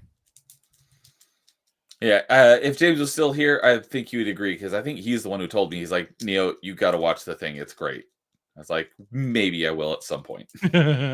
It's with like it's great. You should watch it. I don't know. I think it might take you a few watches because you might get to a couple points where like, all right, I don't want to finish this right now. I'm gonna put it on the back and then go do something. And like, well, it was actually really good. You have to you're breaking up it like a TV show. I would think. To be fair, that's typically how I watch a movie because I typically don't watch there you anything for longer than like 45 minutes, like an episode of Stargate. So if it's a movie, Oh yeah, it'll yeah. probably take me, 2 or 3 watchings to get through it, anyways. But Yeah, it's great though. so dude was wondering, Carl, if you've ever heard of or watched the anime called Parasite: The Maxim. Yeah, I've read the manga. I think it's okay. That's the best way to say it. I didn't hate it, but I just got bored and dipped out halfway through. I'm assuming it's somewhat similar to the thing, and that's why he's asking. I have no idea what that is, and I've never heard of it. Basically, parasites take over people's bodies, and they have to kill and eat people and stuff. And the basic premise. It's been a while. I So don't The remember Last the of full Us? story. No, not even Okay. close. But like the guy gets infected with a parasite. He stops it from taking over his brain, so it just takes over his hand instead. Okay. All right. Well, I think that brings it to you, Filter, to finish off our number 1 spooky movies. Okie dokie. Well, I'm kind of following Carl here a little bit in the vein of John Carpenter. And hey, with the spooky season, I got my number 1 being Halloween. The original. Figure, oh, absolutely. Not that freaking. Sorry for crapping on it earlier. Oh, whatever. No, I mean, hey, everybody's got their, their preferences, and I riff on movies I love to this day. So people whatever. I don't. Yeah, obviously my favorite movie of all time is The Matrix. When, as I mentioned earlier, pitch meetings. When he did pitch meeting for The Matrix, it was freaking hilarious. I loved it. And I mean, yeah, I love like Back to the Future and Bill and Ted, and even though, especially Bill and Ted being a comedy, I question and critique and rip apart the time travel stuff. So it's like I love it, but I kind of question something. But no, yeah, Halloween, and hey, I mean, we've got even a guest appearance of William Shatner via The Mask and everything. Is that true? Michael, allegedly. Okay, I was like, I've heard that so many times, but it's one of those things. Like, I don't know if it's like an. I mean, at urban this myth point, that it just- could be. Yeah, it's such a repeated meme at this point, so I'll take it as fact because I think it's pretty funny, the idea of a William Shatner mask wearing guy going about killing dumb horny teenagers. I mean, but I mean, I think it would, especially that sets this movie apart too, is like the soundtrack, the synthwave soundtrack that Carpenter did for it. Just adds to the mood, adds to the spookiness, adds to the creepiness to it as Michael stalks and kills these kids and everything. And yeah, like I think you guys kind of we brought it up earlier before the stream of Michael, at the end, just when Laurie thinks she's got him, does basically the Undertaker sit up. And then he's still coming. He's still going after her, and you got God, now I'm forgetting his Donald Pleasance, who's playing Loomis, the character that's been trying to stop Michael throughout the whole darn thing. But I mean, Pleasance is amazing in this. Of course, Jamie Lee Curtis's big start for movies and all that jazz, but it's the mood, the setting. I just kind of stick to it as kind of the single movie. The second one isn't bad. I like the idea of them turning anthology with 3. Like, I think that could have been a neat idea if they stuck with it, but hey, I get it. Everybody It was supposed to be an anthology series, but the first movie did so well that they made it a direct sequel. Right. And But also, I want to say one thing. Yeah. And I think Jason will have to agree with me I'm here gonna a let little you bit. finish, but No, but this is what this movie is supposed to take place in Illinois, and it messed me up for the longest time as a kid because their lockers are outside, What? and I'm like, Your I'm like, lockers where are in outside? Illinois do they have their lockers outside? Oh, Illinois, because it's probably freaking cold in the winter. Yeah. Yes, it was filmed in California. And No, that explains. and they Yeah, had my to- lockers in high school were outside. yeah, that's what I mean. Yeah. See, we have this thing called winter here in Illinois. And, What is winter? Exactly. So, like growing up, I was like a little kid, and like my sister was like, "Yeah, it takes place in Illinois." And I'm like, "Why are there lockers outside? What school do they go to where there are lockers outside?" It's funny. Carl's fixated on the lockers being outside. I was Especially- 7, and it just blew my mind. I'm like, "What? What do you mean the lockers are outside?" It's just like Of all that was like one. I guess it's Oh, because that's I used to live in California, so like the idea of lockers being outside that didn't occur to me. No, That was like the last detail that was like, wait, what's up with this? Oh yeah, no, because this is what it. I mean, if it was set in Illinois, this is what would happen. There would be a lot of wind. There would be a lot of dead leaves blowing around, and yeah, you have about 2 more weeks until everybody's not wearing that clothing because it's gonna be just starting it super cold, Super or cold. you yeah. never know because it could be 100 degrees the next day because weather here just does not know what it wants to do. No, it does not. Yeah, Talk No, about bipolar weather. Jeez. Oh yeah, usually- that's It's the worst. it usually stays summer here until about 2 weeks before Halloween, and right on cue, like last week, it dropped like 20 degrees, and now it actually feels like fall. Yeah. So for us here, we had Fall. frost warning. We had frost warnings 2 Yeah, it went weeks from ago. 100. It's now in the low 80s. Yeah, we had Oh my frost God. warnings 2 weeks ago. Now we're at 75 today. Yeah, we're So- going to be in the 70s, then it's going to drop to the 60s, then it shoot up to 70s. Like I had to put my heat on because it got down to like Mhm. 31 this week. I have last my week? heat, I have my heat set to 72, but as you can look in my background, I still have an AC unit there because who knows what the weather's gonna do. Oh yeah. For us here, it's now dropped to the 40s and stuff like that, and it's staying or in that area for. Yeah, we don't get that. And we don't know what this is. Dude is saying, I went to public school in Virginia. What is this outside locker system? Yeah, so in California, they have this thing called one season. So they Pretty can build much. their lockers outside because it doesn't rain and it doesn't rained. do anything. It rains a couple days a year. That doesn't count.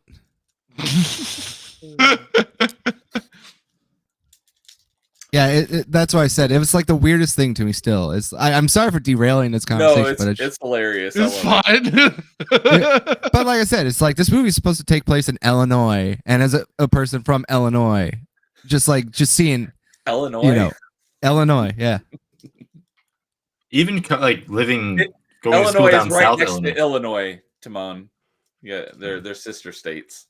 Yeah. And even going to school down south in Illinois, like even down Champaign further south, it's still it still would be no Haddonfield, right? Haddonfield?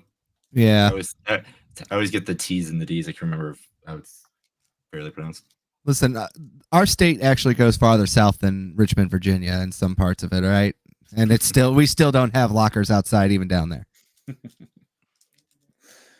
So, oh yeah, Jason dropped a link for you guys to check out on the authenticity of the mask for Halloween. Oh, So, in the private chat, and it looks. I would say that Urban Myth Confirms checks it? out. Yeah, it pretty much affirms it. They look pretty much they identical. just Myth modified it a confirmed. bit. Yeah. Confirmed. Yeah.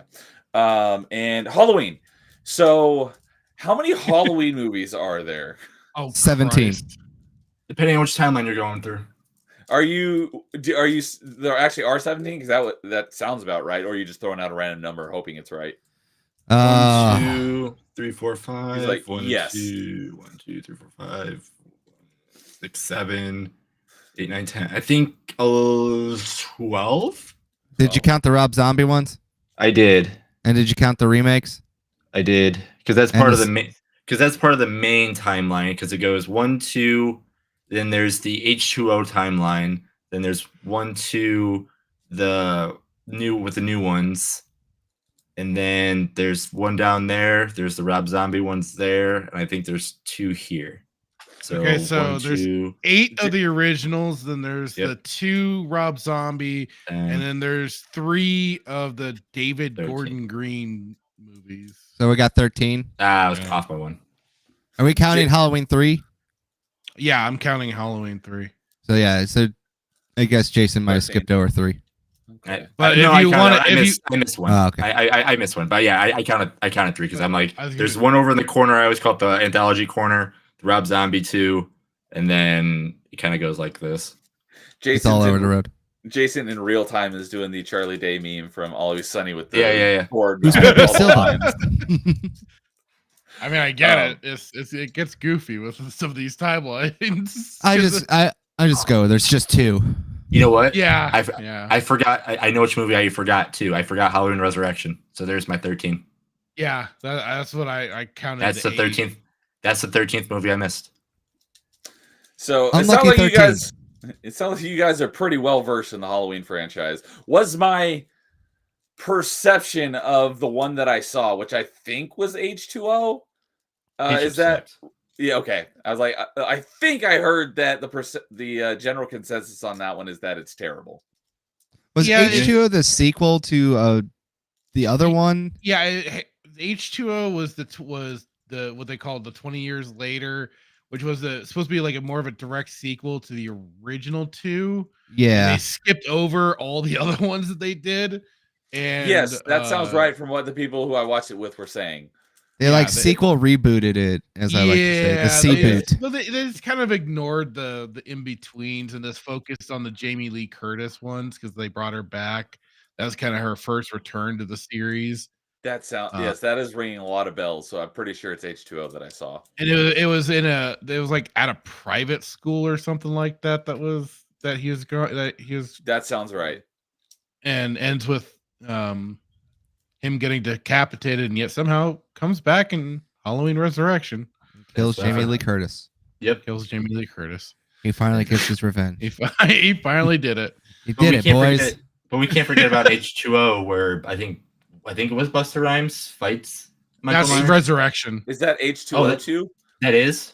That's Resurrection. Yeah. Oh god, that's probably why I forgot about it. But You then blocked that one out. I as blocked you it out, should. and then As that's you probably why I should. blocked it out. That's why I said there was 12, and now you were talking about it. That's why now it just came to me like, oh god, what?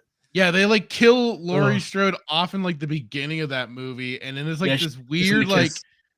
yeah, and then it's like this weird reality show thing that goes on, and Buster Oh Rhymes is my part of the god, I group, forgot about that part of it. Yeah. and yeah, so Buster Rhymes I think does like a I don't know, some drop kick to Michael and stuff. I don't know. It's weird. I only am aware of what happens. I have not actually watched this stupid movie. I am just aware of some of the stuff that goes on. But I have seen H2O 1, 2, and 3 for sure. Wait, Who so was there the really best- is an H2O2? Not Or does it No. have a different name not than that? technically, no. But there is a is it- sequel to H2O, yes. Okay, Yeah. I was going to say it was H2O2. That'd be kind of funny. Right? And I haven't watched the other new reboot sequel ones from 2018 and on. The first one was okay. That's what I heard. I just It ends tonight. Yeah. Another shout out to pitch meetings because he just did a pitch meeting on the latest Halloween movie just like a couple days ago, and he emphasized that in the pitch meeting a number of times. They say it way too much in that movie. That's probably why. Oh god. I couldn't watch those movies. I'm like, I'm done. There's only 2 Halloween movies, 1 and 2, and third one is you can throw in there because it's actually good. All right, well, I think that wraps it up. Unless anyone has anything else they want to say about the Halloween franchise. No, but I will say this was really fun. It just makes me think of other movies that we could have talked about. Like 30 Days a Night is one of those movies I just remember now that I would like to talk about another time. And I just Alrighty need to then. watch more. Like I like actually like sit down because like I've always caught bits and pieces, like especially of like a lot of the Alfred Hitchcock movies. Which Oh my goodness, I forgot Psych. about all those too. yeah, I know. I meant to bring them up during honorable mentions. I just it completely left my brain. But yeah, like Psycho, The Birds, and stuff Birds like is that. great. I- One. I've never seen any of those Hitchcock movies, but when the first Those time I are- heard those about are the classics. birds, I was like, "How is that a scary movie? It's seagulls." Oh It's- man, just don't maybe it's all understand. it's all birds. It's like every flying creature that can come at you, they do. Yeah. I think it- what makes them scary is it's like if Mother Nature or just anything decided like, you know what, we're tired of these humans kind of just doing this, and they all decided to come after us, we don't realize how screwed we could possibly be. I mean, granted, yes, there's certain ways, but like there's a lot of animals that could just come at us. Without us realizing it. Yeah, And- exactly. And think about this too, is like because a lot of it, because it's Hitchcock, he's very good about imagery and stuff like that. Mhm. And this is also like stuff that you could see in real life. And just think of this picture of this is like how at any time, if you've ever seen on like power lines, just a big cluster of birds just hanging Staring out at up you. there, just just hanging out, staring at you. But then Birds in that aren't real. instant, you They're all drones by the government. They're all government drones. well, you just deflated my whole thing. All right, fine. Birds aren't. The Well, real. it's birds are just. They're all the best part is conspiracy. just. Yeah, the birds are actually the alternate take would be the birds just be like they actually have voices. You can hear them talking about you as you're walking to your car. You know, they call a group of crows a murder for a reason. Yeah. Yeah. It's a murder of crows. No, but like, yeah, it's just all these other horror movies that I keep thinking about now. It's just obviously, like I said, the classic horror movies, the black and white days, a lot of the Could do a top- 80s and 70s.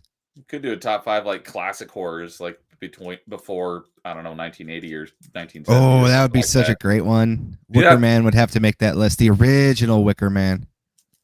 You'd definitely have to. I'm sure we'd have to get James on that one as well. I would love to do that. I could just wax poetic about all the classic horror movies, even some of the like more thriller ones too. Like, have you ever heard of The Audition?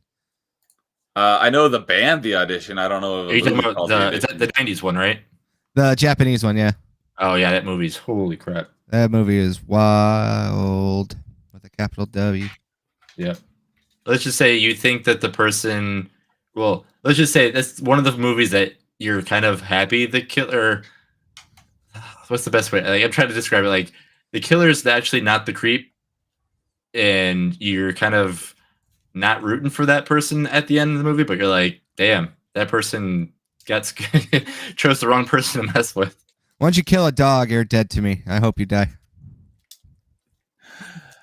So, That's yeah. So looking at just going over the thumbnail because I just picked iconic horror movie villains. So I got 1, 2, 3, 4, 5, 6, 7 on there, and only 2 of them were on people's lists, and that was the girl from The Ring and Michael Myers, who I think I mentioned this on last top 5 when we are talking about spooky games. How I didn't, like I said, this isn't my genre, so I had no idea who Michael Myers was. And when someone, the people I watched H2O with, and they were talking about Michael Myers, I thought they were talking about Mike Myers, like from Austin Powers. And I was like, what the heck are you talking about? Because I didn't know who Michael Myers was at the time. So Yeah, Want to play some Michael Myers, bro? there was a time where I got the names mixed up too. They made it it- like I brought this up on an episode of Top 5. I don't remember. I could go back and look and figure. I don't remember what episode it was, but someone brought this movie up. I can go figure it out. But someone on one of our top 5, someone brought up the movie Baby Driver, and they make that joke in Baby Driver because they say, "Go get us Michael Myers mask," and he comes back with Mike Myers mask because I was like, I get that because I would have done the same thing. So, and dude poses an excellent question. What if you kill a dog in self-defense? Self-defense is different. Okay. I would agree. So, I still wouldn't like doing it. right. Yeah. Yeah. I totally get it. So, all right. Well, I think that will wrap up. What episode? Oh, quick question. Oh, yeah. Go for it before we wrap up. Which rapper made the best cameo in a horror movie? Rapper. I don't know very many. Putting me on a spot right now. I don't know. yeah, One of the movies I wanted to put on my list has a rapper in it, but I wouldn't. It's spooky-ish, but I wouldn't really call it spooky, and it's not a cameo because he survives at the end of the movie. So, and that was LL Cool J in Deep Blue Sea. You son of a bitch! I was gonna say that. That's not a cameo, though. I was gonna say, But- I was also thinking when you brought that up, I was like, oh, Anaconda, because Ice Cube. Oh, Ice Cube was he was the main character though. It's not a cameo. I consider that a cameo. Okay. But yeah, I do love Deep Blue Sea. That's a great cheesy. That's a movie. good fun I love shark that movie. movie. That movie scares me. Just There was some Smart freakiness sharks. to that one too. Or Sam my- Jackson. Sam Jackson makes a big passionate speech about everybody surviving, then that freaking shark just jumps up out of nowhere. I think I mentioned this on last top 5 as well, but I remember one time, this was like in high school, we were talking about movies where the black guy dies first, and I was like, wait a minute, LL Cool J survived to the end of Deep Blue Sea, and someone's like, there had to been someone else. I thought about it. I'm like, yep, Sam Jackson died first. Yeah. No, he didn't die first. He wasn't the first one that died though. No, he did die, but he died early on. So I think it was like number 2, 3. yeah, it was. Yeah, No, he's he- like the second or third death or something. No, like that. so it was the first the scientist that got his arm bitten off. Then it was Yep. no, That's the right. helicopter pilot technically was the first to die, Oh, and then the lady in the that's tower right. was the second. I guess they were the first two. They weren't even killed directly by the sharks. It was by the incidents of the helicopter crashing. Yeah, which was caused by the shark though. True, Yeah. but like I said, a little more indirectly of that, they weren't eaten by the shark. Samuel L. Jackson lasted quite a bit, that's for sure. He did last a good while until he got eaten. It was like halfway point of the movie. Timon Ice chose Cube the was actor because I couldn't remember if he was for sure in it, but I'm gonna go Ice Ghost Cube of and Mars. Anaconda. I'm pretty sure I've seen Ghosts of Mars. I'm gonna say Ice Cube and Anaconda though for me. Okay. I was like, wait, was he in that movie? He wasn't in that movie. He had to be in the movie, Owen Wilson was in that movie too, and I find that just to be so weird. right? Oh no, I was thinking of a different movie. I've not. You had seen Owen Ghosts of Wilson Mars. and Ice Cube in the same movie together, and it was about a giant anaconda. Oh, And that's Jennifer right. Lopez was in that too. I think. Yeah, you had Jennifer John- J-Lo survived at the end too, and John Yeah, you Voight had- was in it. This John is this is a weird thing to think about. Like Anaconda had like actual actors and like Ice Cube. Oh, It was and just like Danny, a weird collection of actors. yeah, I know. Danny Trejo was in it as well. Was he really? I forgot He about was? that. Big name. That's a man. I'm not sure I've actually seen it in its entirety. I think I've only seen it in bits and pieces. But yeah, that is such a big name cast for such a ridiculous movie. Oh yeah. You know, I will say this. Oh. I like the Stephen King movies a lot more than the books. I can see that. That's fair. I can see that. He can like his books are just very like wordy because he wants to set up everything, and where you get a movie and it's easy to not just have to describe it. You can mess with whatever kind of thing. That's why sometimes a lot of his movies, Stephen King doesn't, or a lot of the movies that get adapted from his books, he doesn't like them because it's not his kind of direction kind of thing. Again, like The Shining, but he just writes good stuff. So Yeah, My I heard fa- like with The Shining, King preferred the made-for-TV movie version because it was more accurate to the book. I guess. book, yep. My favorite Stephen King cameos in Maximum Overdrive when his ATM machine calls him an asshole.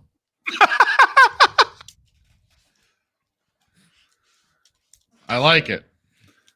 So, and I will actually check out. Thanks to you, Fractured. I'm going to check out. I don't know when, but I will watch it at some point. Is Tucker and Dale versus Evil? Oh, yes, please do. So I'll check this out at some point.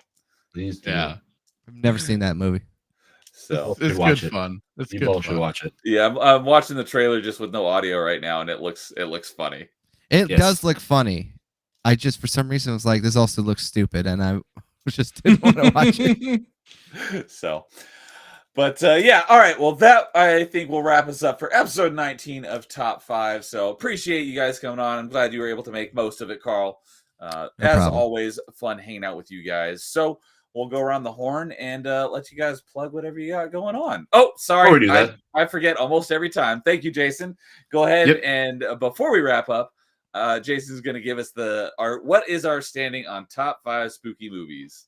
So number 5 for us. I'm gonna do a little addendum to some of the rules, just because we saw what Carl put as his first one, and it was in some of our honorable mentions as well.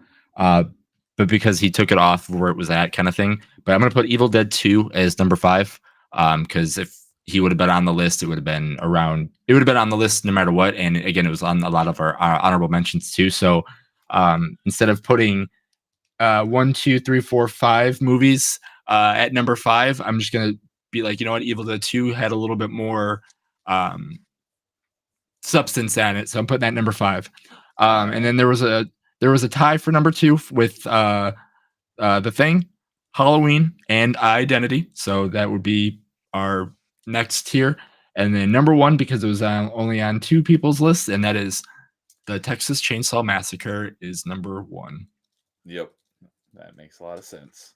So, all right. Well, thank you for that as always. And one other thing I want to mention before we wrap up here is I have to give a shout out to everybody in chat because they selected the right answer. Kate Beckinsale is winning in Van Helsing, 73% to 27% Underworld. So, all right. Well, with that, we'll let everyone shout out what they got going on. Fractured, what do you want to plug? Well, tomorrow night I'll be joining the Boo Ghost over here as we discuss Dave the Diver, spoiler cast, all the spoiler stuff involving that game and probably whatever other shenanigans. Looking forward to that.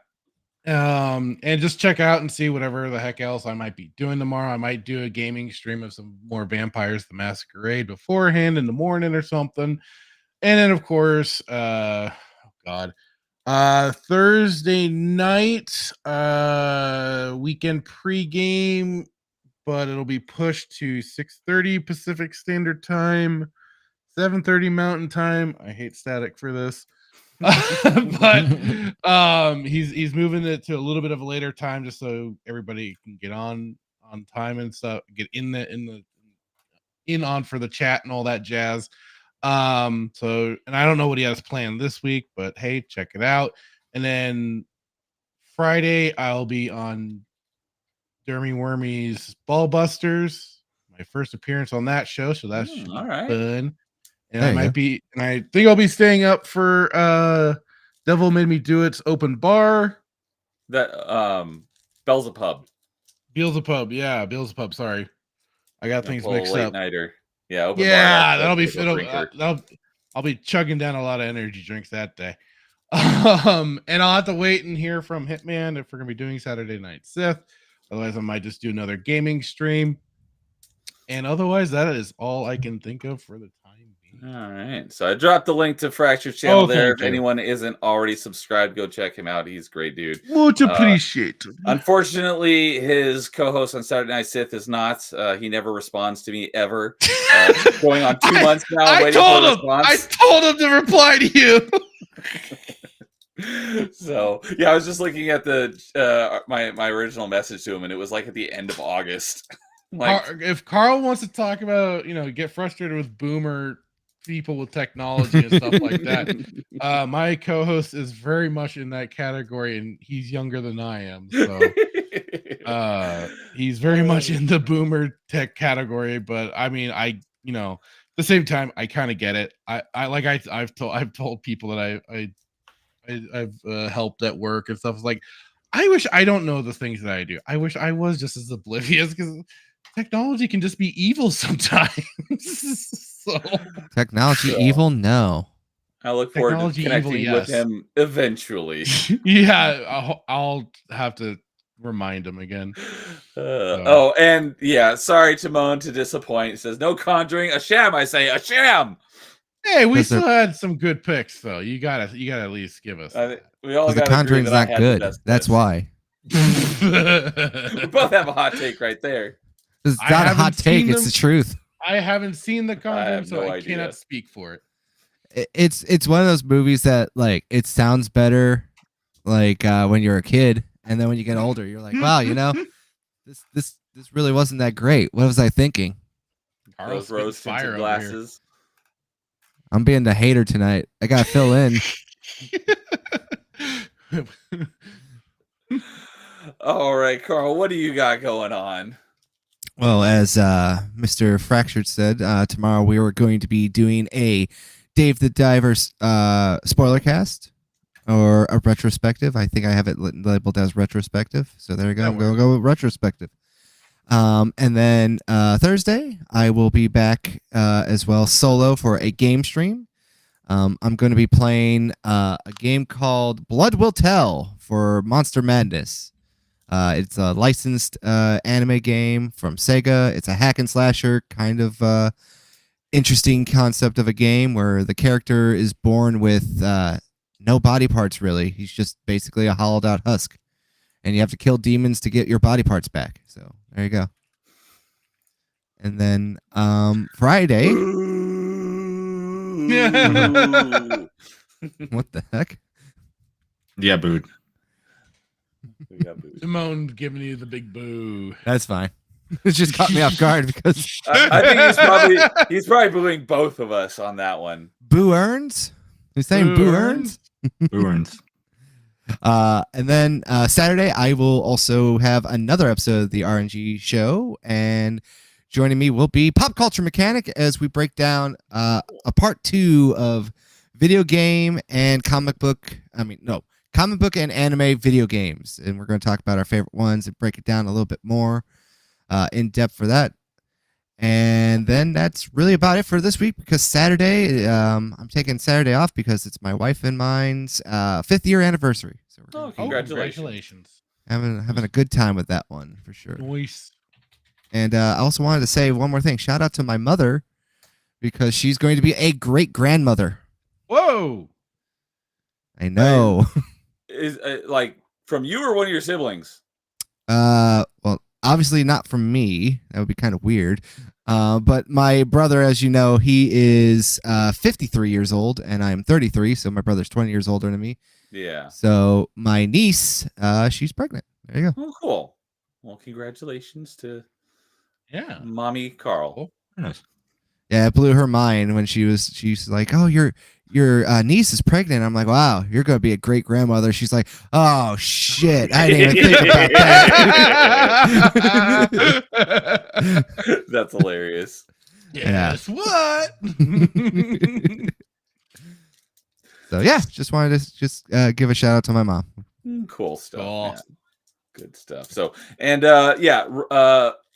dude over on Rumble reminded me that Fractured does also have a Rumble channel, so I just dropped that in the chat as well. So if you want to go check out Fractured Filter on Rumble, you can go check him out there. And that's where, when he does a Saturday Night Sith, you can actually watch the full episode of Stargate that they watch afterwards, because YouTube doesn't like you. Doesn't even like the noise. Like even I have it turned down, and it's like they caught that stuff. So like I said, once I hit season 2, it was suddenly like everything started getting struck. I'm like, well, not struck, but like it was kept giving me copyright errors, warnings. Yeah, the copyright notifications and stuff. Well, like, fine, I'll just go to Kick and Rumble. I'll take my ball and play somewhere else then. Exactly. I'll just switch off to Kick, Rumble, and Odyssey, because they don't yell at me for this stuff, at least not yet. Yeah. I'll leave this well-established site and go to the slums. Exactly. I'll slum it up. Yeah, Carl's got he's got some history with Rumble. Oh, I love-hate relationship with Rumble. I love to hate it. Exactly. So, all right. And Jason, do you have anything that you want to plug?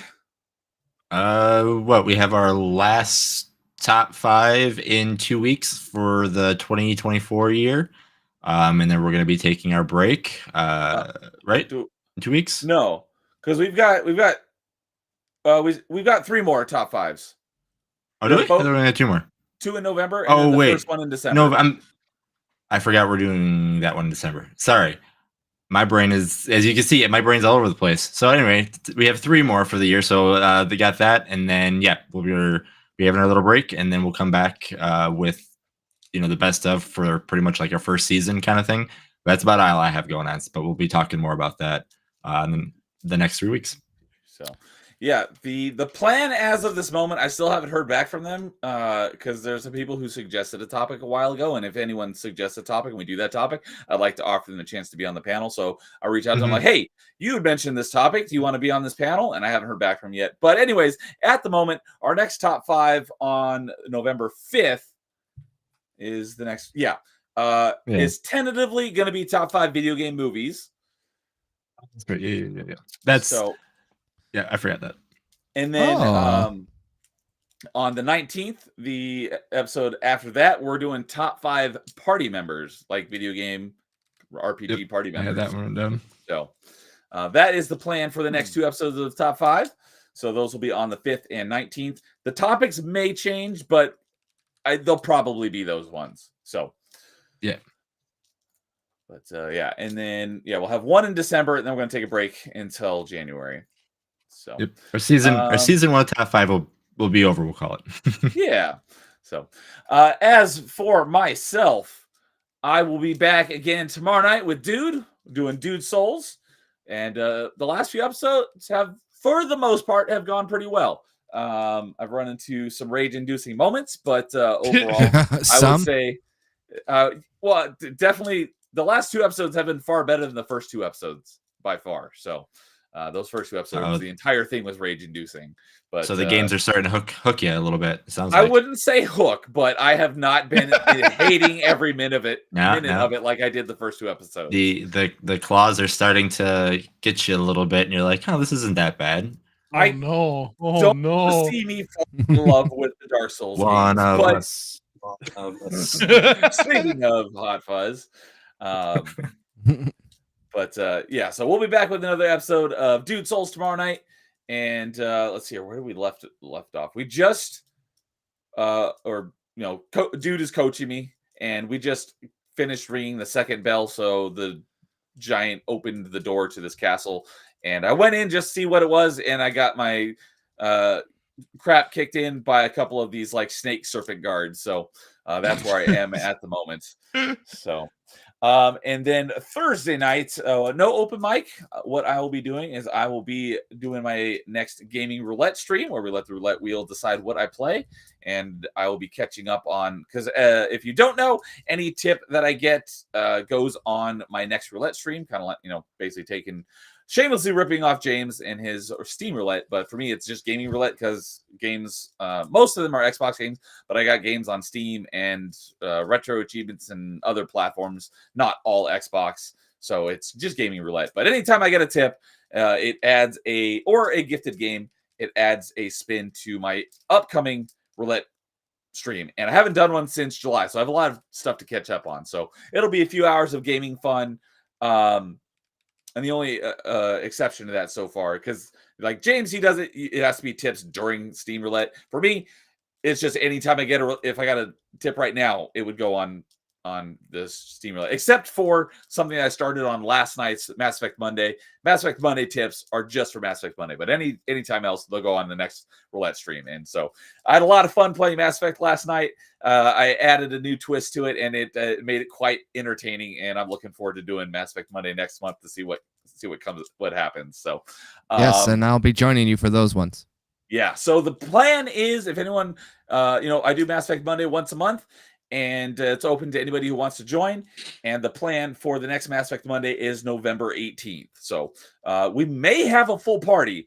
Carl's going to join me, and my buddy Rozik, he said that I'm going to do it on the 18th because he said he could join on the 18th. So I think I had a couple other people who expressed interest in joining for the 18th, for November. So we may have a full party, but let me know. And if we don't have a full party, you're definitely welcome to join. So yeah, because next month I'm doing Mass Effect November, so yes, I'll be playing Mass Effect all month. Yeah, and just to early shout that out, Carl's Mass Effect retrospective will be on the 20th of November. I'm very much looking forward to that. Yeah, the original release date. Yep, yeah, the anniversary of the original release date. I forgot about that, even though nice. we talked about that like 3 times now. Yeah, I've been doing, like, not to kind of just keep this going on, but like November, apparently I'm doing a lot of retrospectives on the original release dates on most of these games. Yeah, because you also have one the week before on the 15th for Halo. We have to postpone that by a day, but I will be playing Halo that day just to kind of make up for it. Okay, nice. And I also have one for a Gears of War retrospective coming up at that time too. Okay, cool. So, and then let's go back to this month. So, yeah, Gaming Roulette on Thursday, and then I will be back to a Metroidvania Monday next Monday, and then the next episode of Party Chat will be next Tuesday. So, and right here at the end, we have another new face that I have not seen before, Benjamin, the Marvel and DC fan, saying hello. Hello, Benjamin. Yeah, we're about wrapping up here. But we had a fun time ranking our favorite spooky movies. So definitely give it a rewatch from the beginning if that sounds interesting to you. Please do. Welcome, and hope you have a good time and enjoy yourself. And maybe I'll see you back next time. So, me and Richmond saying, just don't get your face tired. That was Mass Effect Andromeda. Even though I am a defender of Mass Effect Andromeda. Oh boy. But with that, that'll do it for this episode of Top 5. So thank you, gentlemen, for joining me. You guys are always a blast to talk to. I had a lot of fun hanging out with you guys and talking to you as always. And everyone in chat, appreciate you hanging out. Whether you were here for over 3 hours or whether you're here for 3 minutes, appreciate you just coming and hanging out with us and sharing your time with us. So we will see you all next time. And in the meantime, as always, game on. Boy.